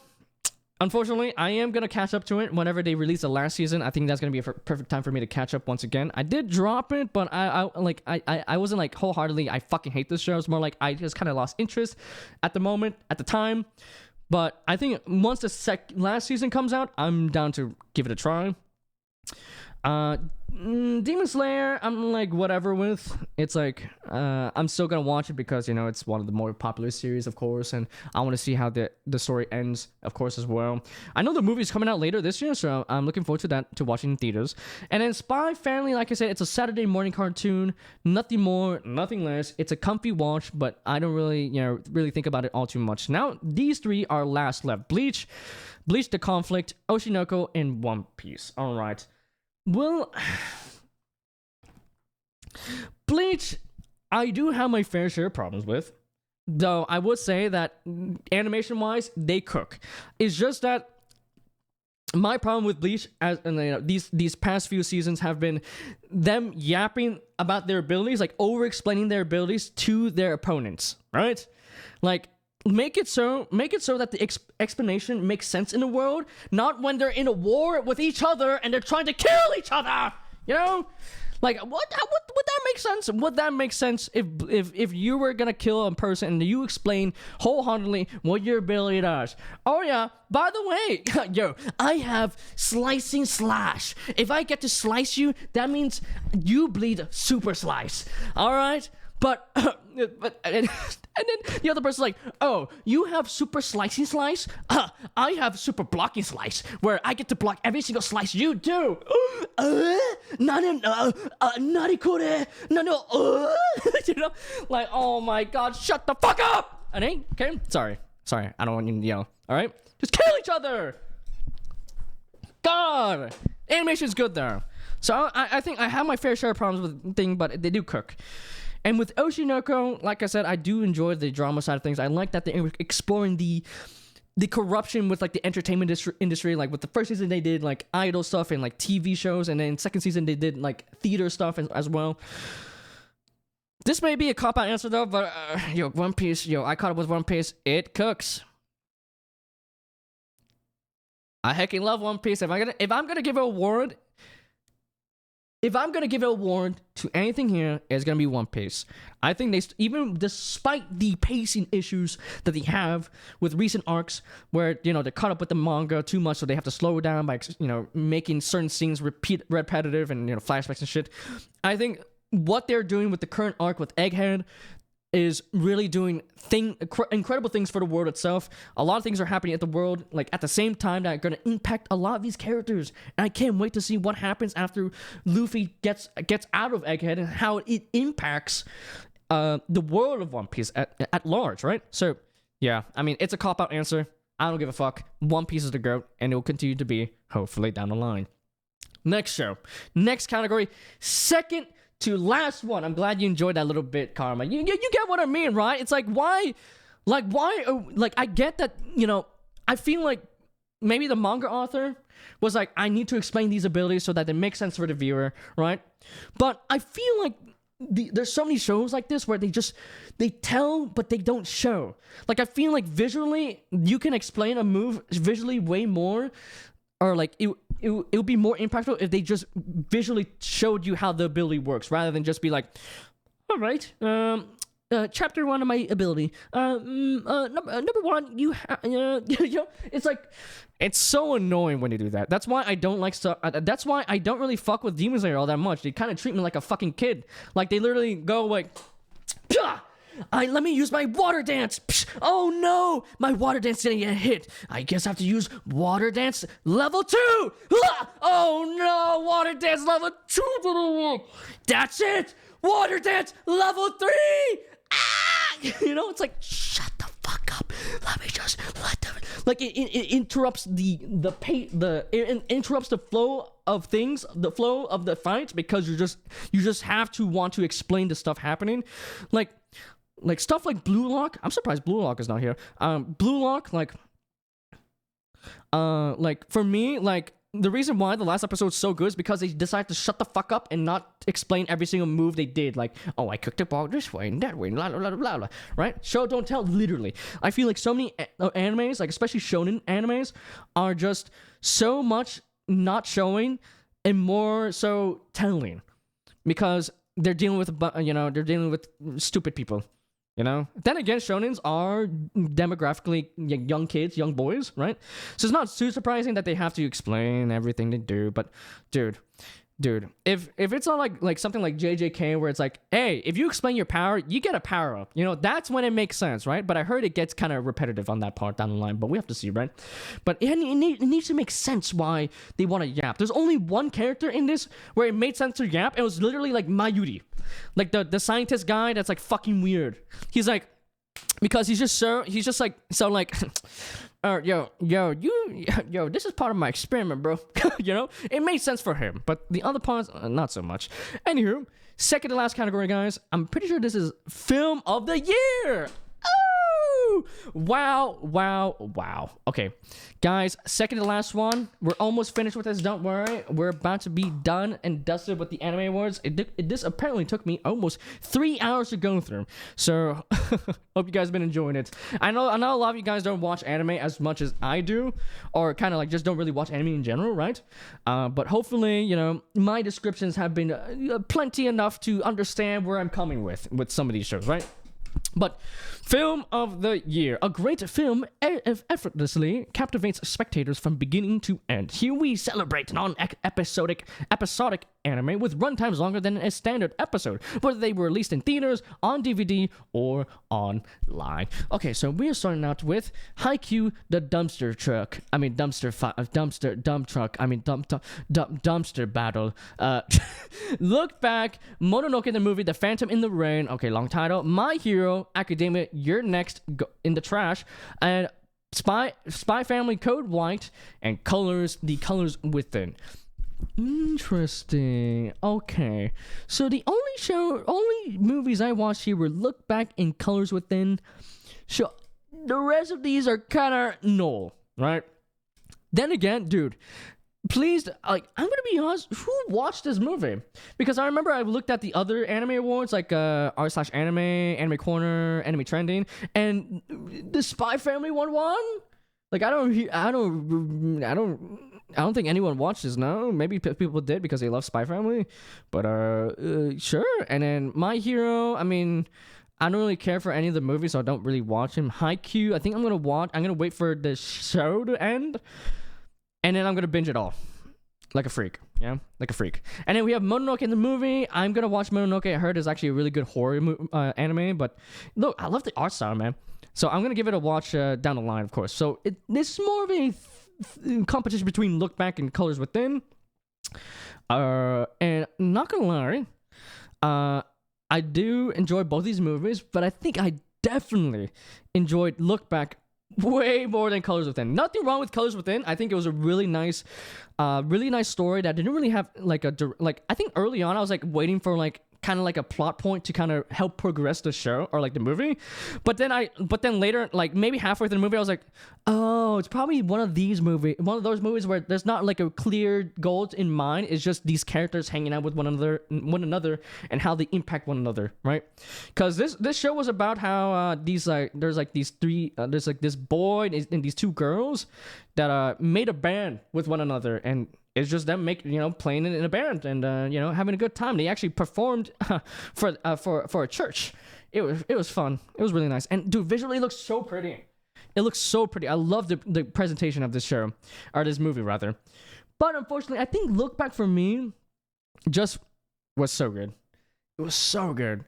Look Back literally in one hour did what a lot of shows cannot do in like 12 episodes, like, or even more. There's some shows that like have like a lot of episodes and they don't really do as much of an impact as Look Back. Dude, Look Back was like, you hear the 1 hour thing, you usually think that's like a short film, but I feel like it was perfectly at the 1 hour mark. That was remarkable about it, right? This is if you guys know, this by Tatsuki Fujimoto. That's the same guy that did Chainsaw Man. So if you like Chainsaw Man and if you're interested in his other works, check out Look Back, because I'm pretty sure he made this while he was doing Chainsaw Man, and it kind of relates to the audience how it feels to be like a manga creator, and how like the expectations of like making a good like piece of art, really impacts a person as a whole. And yeah, this was a really heartfelt movie. This was just about like these two girls, how they kind of inspired one another to do art, and how they spent their blood, sweat, and tears, or early years in life just honing their craft. And it was a really nice movie. If you guys have like an hour or so to check out, I would say check out this movie. It was so good. It was actually, and like I said, I don't really watch not that much movies last year. Yo, technically, if I were to choose an anime, I were to choose a film of the year, it would be Lord of the Rings. Guys, I did watch Lord of the Rings last year, and let's just say it was peak. But yeah, this was for me pretty obvious for me. Look Back is my number one here. It delivered such an emotional journey for its 1 hour time. The animation looked really raw and great. Looked very pretty. The art style was wonderful. And unfortunately, like I said, near the end of the movie, I had to go to the bathroom because I drank a bunch of water beforehand and I didn't prepare in time. I was like, oh fuck, I should not have drank so much water before this. So I rushed to the bathroom, and then I came back. It was a climax. I missed everything, bro. I was like, I was crying. I was not crying because of the scene itself. I mean, it was pretty sad, but I was crying more at the fact that I missed the build up, bro. Like there was a bunch of people sniffing the theater, bro. It was so good. And you guys should give it a watch. Woohoo! Yeah, clap like a party. Everyone was clapping. I was like, guys, what did I miss? I'm like that, dude. Any of you guys go to the theater and get that ad where it's like, say, don't miss your thing because you wanted to get popcorn, and everyone's like celebrating, and then the guy comes in, he's like, hey guys, what did I miss? I just got my bucket of popcorn. That was me, literally that moment. It was terrible. But yeah, this was a pretty easy category for me, because I think Look Back was just so fantastic, and I haven't watched most of these, so yeah. Guys, advice of the day: don't drink so much water before you watch a movie. Don't be like me. I can't believe I did that. I can't believe I did not plan. Actually, before I watch movies, I actually don't like drink any water beforehand, because I have a bad bladder, bro. I have a small bladder, bro. It's so bad. I drink one sip of water, I have to go to the bathroom immediately. It's terrible. And why, buddy? Why? It's terrible. Sad, yeah. Anywho, guys, we've made it. After 23 nominations over the course of almost 3 hours, we have reached the award that defines the awards, the Anime Awards, the Crunchyroll Anime Awards, alright? We are left with the category of Anime of the Year. What is the anime that defined last year? What is my favorite anime of last year? Alright, looking briefly at the nominations, it looks like it's the same shows that we saw many categories ago. Yay! Ooh, very interesting, very interesting. These animes set the standards for all other shows in the last year. The compelling stories, beautiful executions, and unforgettable characters weave together elements that create true masterpieces deserving of distinguished recognition. Whether it emerged as an unexpected gem or met the high expectations of dedicated fans, the show selected for Anime of the Year showcases the very best that no one ever was of storytelling and creativity in the medium, leaving a lasting impact on audiences everywhere. All right. We have Dun Dun Dun by Science Saru, Delicious in Dungeon by Trigger, Free Rent Beyond Journey's End by Madhouse, Kaiju number 8 by Production IG, Solo Leveling by A1 Pictures, and last but not least, The Apothecary Diaries by Toho Animation Studio with a collaboration with OLM. All right. All right, interesting. All right, now this is where I'm gonna talk more in depth about how I feel about each show and why they may or may not be in contention for my favorite show last year. And oh my god, dude, how you been, man? It's been like 2 hours since I got here. Wait, really? Wait, have you been looking for 2 hours now? Hope you're doing good, man. Good to see you, man. Also, Look Back is great. Yes. Did you watch it? Did you like it? It's very good. Very good. Yo, Kama, you should watch Look Back. Very good. Very good. But yeah, hope you're doing good. Good luck, and hope you enjoy the stream. But yeah, right now we went through 23 categories already. So yeah. But yeah, Look Back is like an hour long. So it's pretty short. But yeah, we went through 23 categories. We're on the final category. And not gonna lie, guys. This looks like a... look, I'm gonna be honest. All these shows, the only shows that have the only shows in contention here, like in general, like what I think isn't gonna be in contention is it's gonna be a free run versus solo leveling thing, because solo leveling is, what you call it? I would say that the story is like kind of whatever, but a lot of people see Unga Bunga action, very pretty, and then they vote for it, right? Or maybe they actually do like the power fantasy stuff. I mean, power fantasy is pretty easy to digest, you know? It's pretty easy to digest and stuff, but for me personally, it's not that, like, you know, I need stakes. I need a bit of spice to my steak. You know, it's like if they cook the steak, it's a good piece of steak, but you know, I need something on the side. You know, I need something to spice it up. You know, I usually don't really. The only really power fantasy I really fucked with recently, as of recent, was Eminence and Shadow, because I felt like it was satire. You know, I felt like it was satire on like the genre itself. You know what I mean? So, or parody rather, right? So yeah, I mean, guys, I'm just gonna go ahead and act for solo leveling. I think it's an enjoyable show, but nothing too crazy for me. I think all the characters were kind of whatever, and yeah, it just feels like it's just like a power fantasy, which personally for me, I don't really, you know, like I said, I don't really personally enjoy the genre all too much. There's some exceptions, of course, but I can see why a lot of people would say this would be their favorite. But yeah, it's all right. It's definitely the best webtoon adaptation out there. It's way better than God of High School. It's way better than Tower of God, but that's not saying much because those were not very good. So yeah. Next one I'm gonna eliminate also is Kaiju number 8.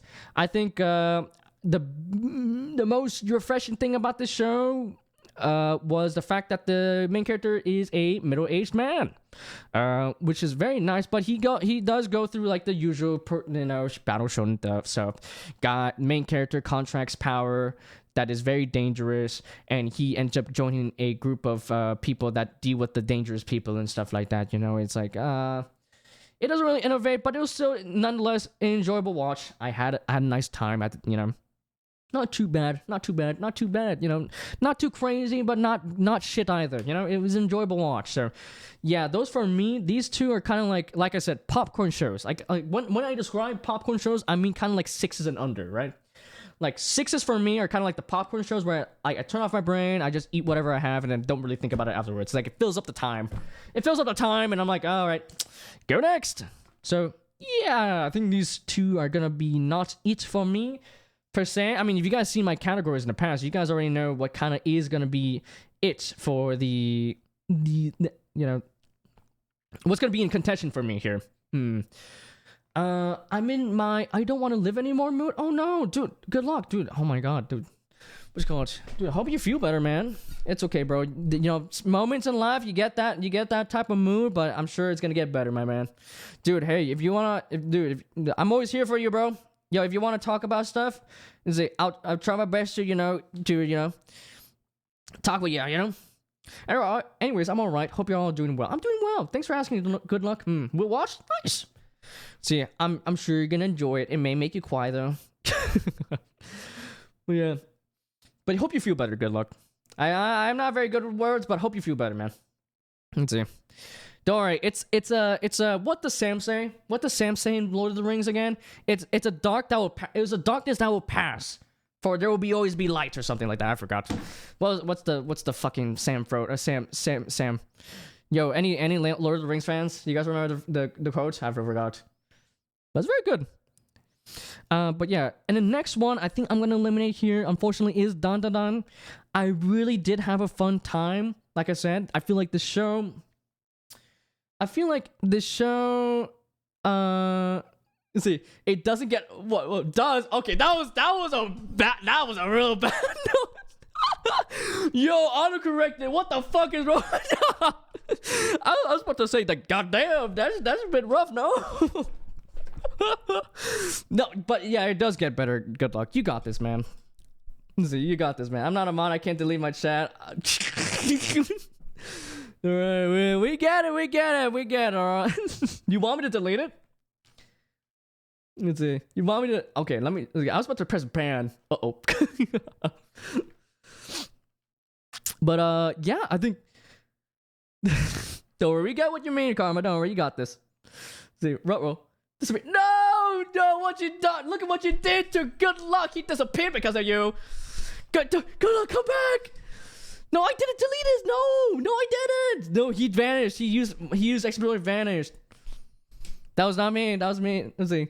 Good Luck, come back. You did. No, I didn't. I didn't click anything yet. I was about to talk about Dan Dan Dan. See, hashtag gaslit. No, bro, that was not me, man. Dude, I would be able to. The only way I would be able to wipe all of his stuff is if I were to time him out or ban him, which I didn't do. Right? Good Luck, you here? Right? Oh God. Karma. Apologize now. No, but it's not a hashtag gaslight, all right? No. Anyway, next show I'm gonna take off, unfortunately. Okay, these shows I'm like, whatever. Right, but the next shows I'm gonna be eliminating are ones I'm gonna be quite sad about because I did really enjoy them. But with me, Dan Dan Dan, it was a fantastic show for me. I really liked the animation, especially episode 7. That made me cry like a bitch. I was crying. I had to pull out the tissues, like 3 or 4 of them, right? But yeah, I mean, this show had. It felt so refreshing in the fact that it kind of wanted to do its own thing. It was like if you were to grab like a handful of darts and each dart represented a genre and just chucked it at a dartboard and hope it worked. And fortunately, in this case, it actually did work pretty well. That being said, though, I think the lack of direction for me, like, or rather, there's some episodes where I was like, yeah, it's not too bad. But, there's a lot of episodes I did fuck with, right? It was definitely more of an episodic type of show that I thought I didn't think it would be, I guess. But yeah, I think comparatively to Delicious and Dungeon, Apothecary, and Free Run, I don't think I enjoyed it as much as these 3. Then again, like I said though, this is still a fantastic show for me, right? So I think for me, unfortunately, I'm gonna have to cut it off from here for the animated year and move on to the next 3 shows. All right. Don't talk Good Luck so he thinks he banned you. No. Let's see. No, Good Luck, come back. Let's see. Is he actually here? I can't tell. I don't see my users. I don't see chat. I usually hide chat, or I usually hide the people in chat, so I can just do it. Yeah. Okay. Good. I was about to say. I was like, oh no, did I? Okay. No. All right. Okay. I just wanted to make sure. Good Luck. I hope you're doing well. Let's see. But yeah, like I said, the doctors will pass, and it'll get better from here. Don't worry, man. You got this, bro. You got this. Let's see. But yeah, see, Karma, I didn't gaslight you. Bitch. Sorry, that felt rude. Anyway, okay, now here's the deal. What do I want to attack next? Oh no. I love the bitch you slipped in there. Big giggles.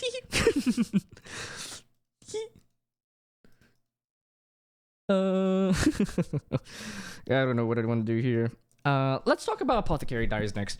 Like I said, I think Mao Mao is such a fun character to watch do her shenanigans in the royal court. I love how she does not give a fuck about what she does. There's so many proceedings and a lot of things that, since she did get kidnapped from like the regular people, she actually got kidnapped because they want to sell a girl to the royal court to serve as like a kind of so basically the premise of the show was that Mao Mao here loves to experiment with poisons, and one day she was just going on her merry little way, and she got kidnapped, right, by these guys that want to sell her off, and they sell her off to the royal court as a person to work there, right?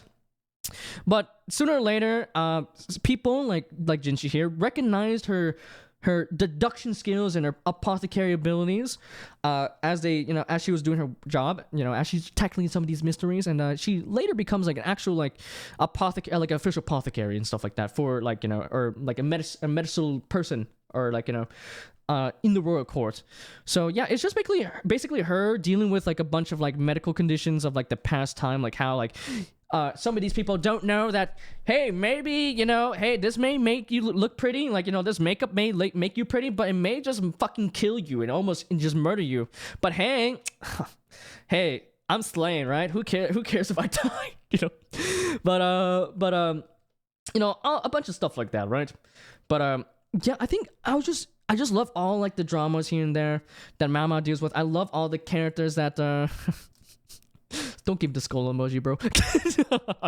I love that her dynamic between him and her and Jinchi, because this is the other main protagonist here as well, or like maybe the bigger like supporting characters. But yeah, it's just I love to see her deal with all the ongoing like turmoils of the court and all that drama. And like I said, it's like a Chinese soap opera, and I love it. I love these type of shows. I really do love it. And yeah, I really did enjoy it. Mao Mao's the goat, and I can't wait to see what happens in the second season, which is still ongoing right now.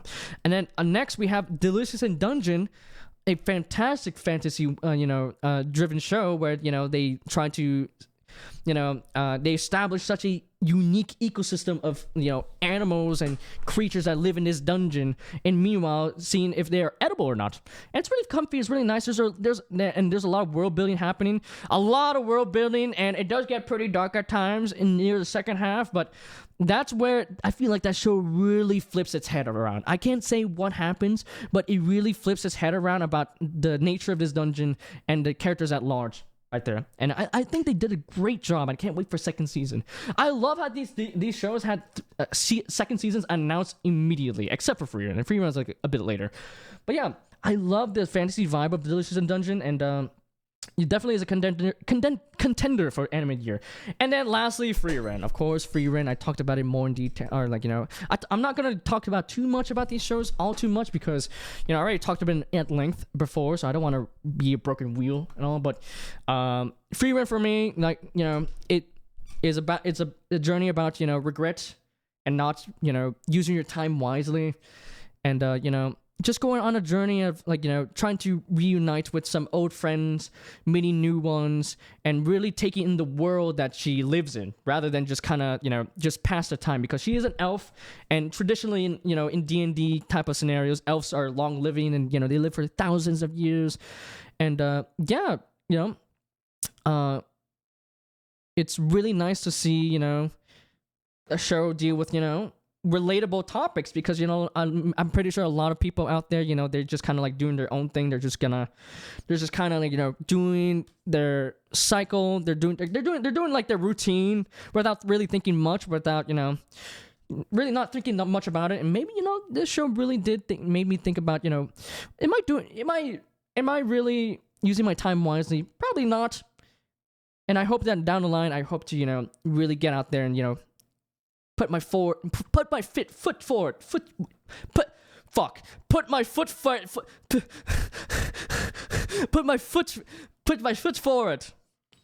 I put my foot forward and put my foot in the doorstep. Go on, right?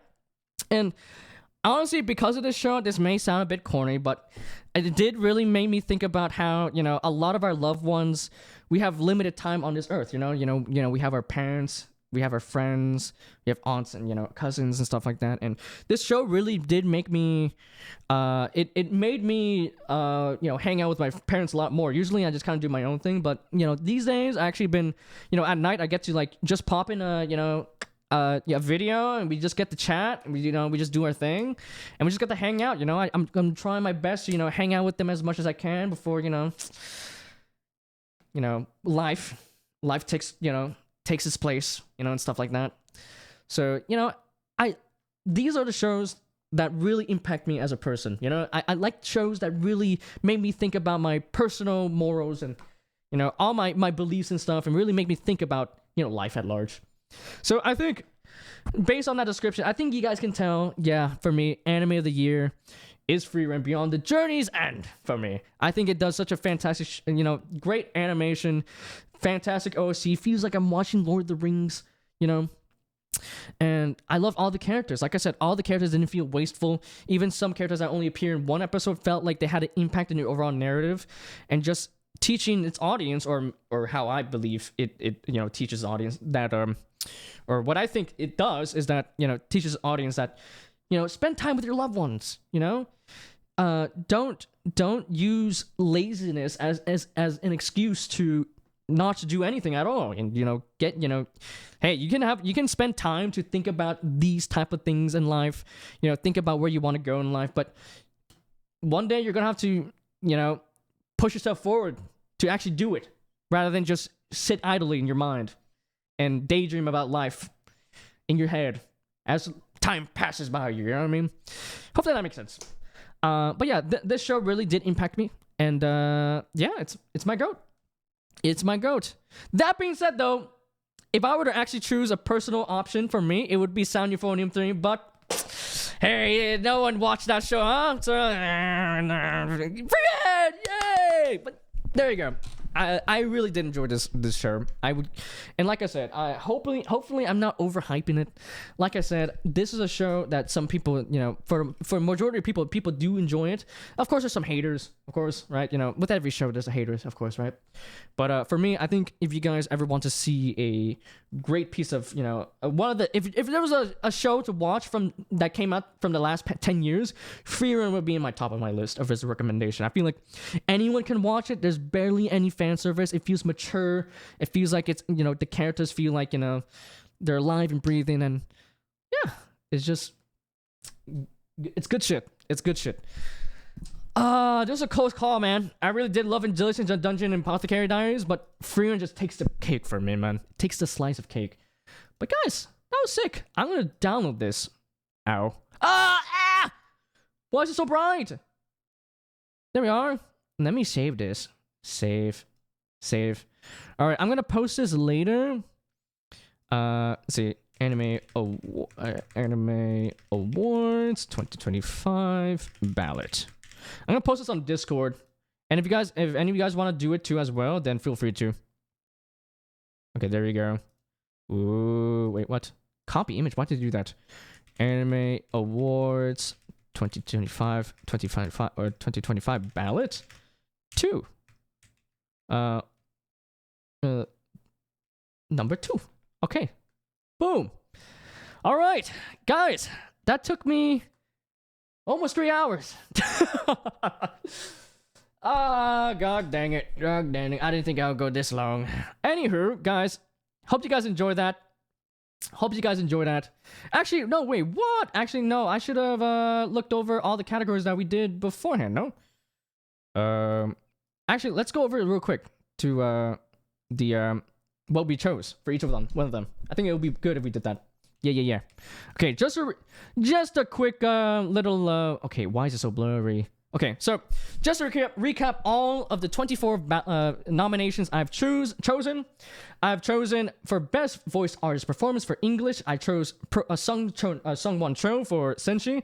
Then for Best Voice Artist Performance Japanese, I chose Yuki Aoi as Mao Mao. Then Best Ending Sequence, I chose Burning by Hitsuji Bunkaku from Oshinoko. Best Opening Sequence, I chose once again Oshinoko, but it was Fatal by Gem. Then Best Score, I chose Free Run. Best Anime Song, I chose Otonoke by Creepy Nuts. Must Protect at All Cost character, I chose Senshi. Best Supporting Character, I chose Senshi. Best Main Character, I chose Mao Mao. Best Slice of Life, I chose Laid Back Camp Season 3. Best Isekai, I chose ReZero Season 3. Best Drama, I chose Apothecary Diaries. Best Action, I chose Dandadan. Best Comedy, I chose Delicious in Dungeon. Best Romance, I chose The Dangers in My Heart Season 2. Best Director for Free Run Director, Keiichi Saito, I believe his name. Best Background Art, Free Run. Best Character Design, Dungeon Meshi.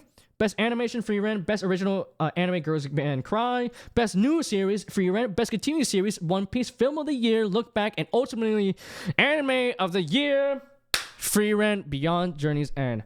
Hope you guys enjoyed that little session of anime voting, and by what you call it, by little session I mean 4-hour session, because now we are done and dusted. Let's see. That being said, how'd you guys enjoy that? I'm sure so poetic. Thank you. Hopefully that sounded good. I mean, hopefully I described it well. Best anime song, dun dun dun. Yeah, that's what I chose for anime song. I chose that for anime song. I don't think for me. I think I preferred the Oshinoko season 2 opening more. But anime song wise, it's a banger.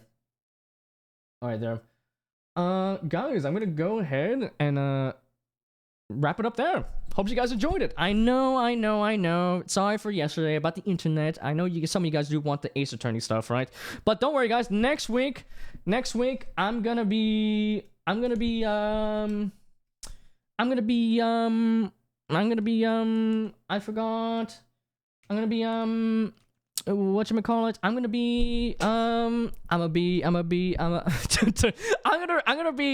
more Ace Attorney next week.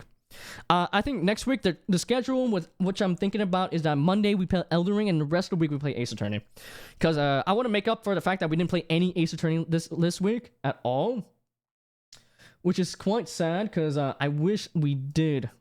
I wish we did, because I did want to wrap up. I did want to wrap up. What's it called? I did want to wrap up Ace Attorney, like the first game today, or like this week, but unfortunately my internet yesterday, like I said, was pretty trash. But yeah, luckily it was fine today, and it seems like it went pretty well. I hope you guys enjoyed it. I know some of you guys don't. I know a lot of you guys don't watch anime a lot, but for me, this is a lot of fun. We're gonna have to see, because at the end of the day, this determines how many shots I have to take when the anime awards happen. All right, I'm scared. I am scared out of my mind. But what's going on? I think this time I'm gonna take full shots. Last time I took half shots, but I think this time I'm gonna take full shots of soju, which is bad because I'm kind of lightweight. So who knows? Maybe I'll take like 20 shots. Yay! Last time we took 20 out of 25, by the way. But oh my god. It was certainly something, all right. Let's see. All right, though. Let's see who we can raid. I think Dota. We haven't raided him in a while, so let's support him. He's one of Auntie's eye friends, so we're gonna see you guys off to him. And yeah. Let's see. Was good. Nice. Thank you so much. Let's see. I mean, like I said, guys, I always like to yap about anime. Hope you guys had a fun time. I'm surprised. There's actually a person here that was. I'm assuming he went away. Ballers? Yeah. Damn. Let's see. I wonder what happened to them. It seemed like they were hyped for the anime awards, but then they just disappeared. Hopefully they come back with the milk, guys. The Pokemon Master. Unfortunately, that's not me, because I suck. But yeah, that's it for today.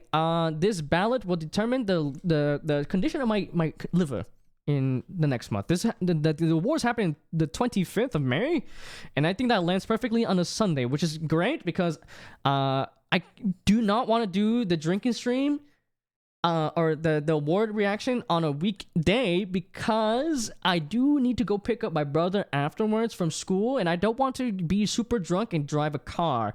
You know, that's very bad.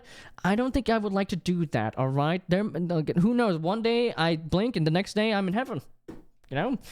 So I think I'm going to be a responsible drinker and drink on a weekend, on a day that I don't have to go pick up my brother. And yeah, I hope you guys look forward to that. That's in a month from now, so I'm sure that's gonna go that's gonna be a lot of fun.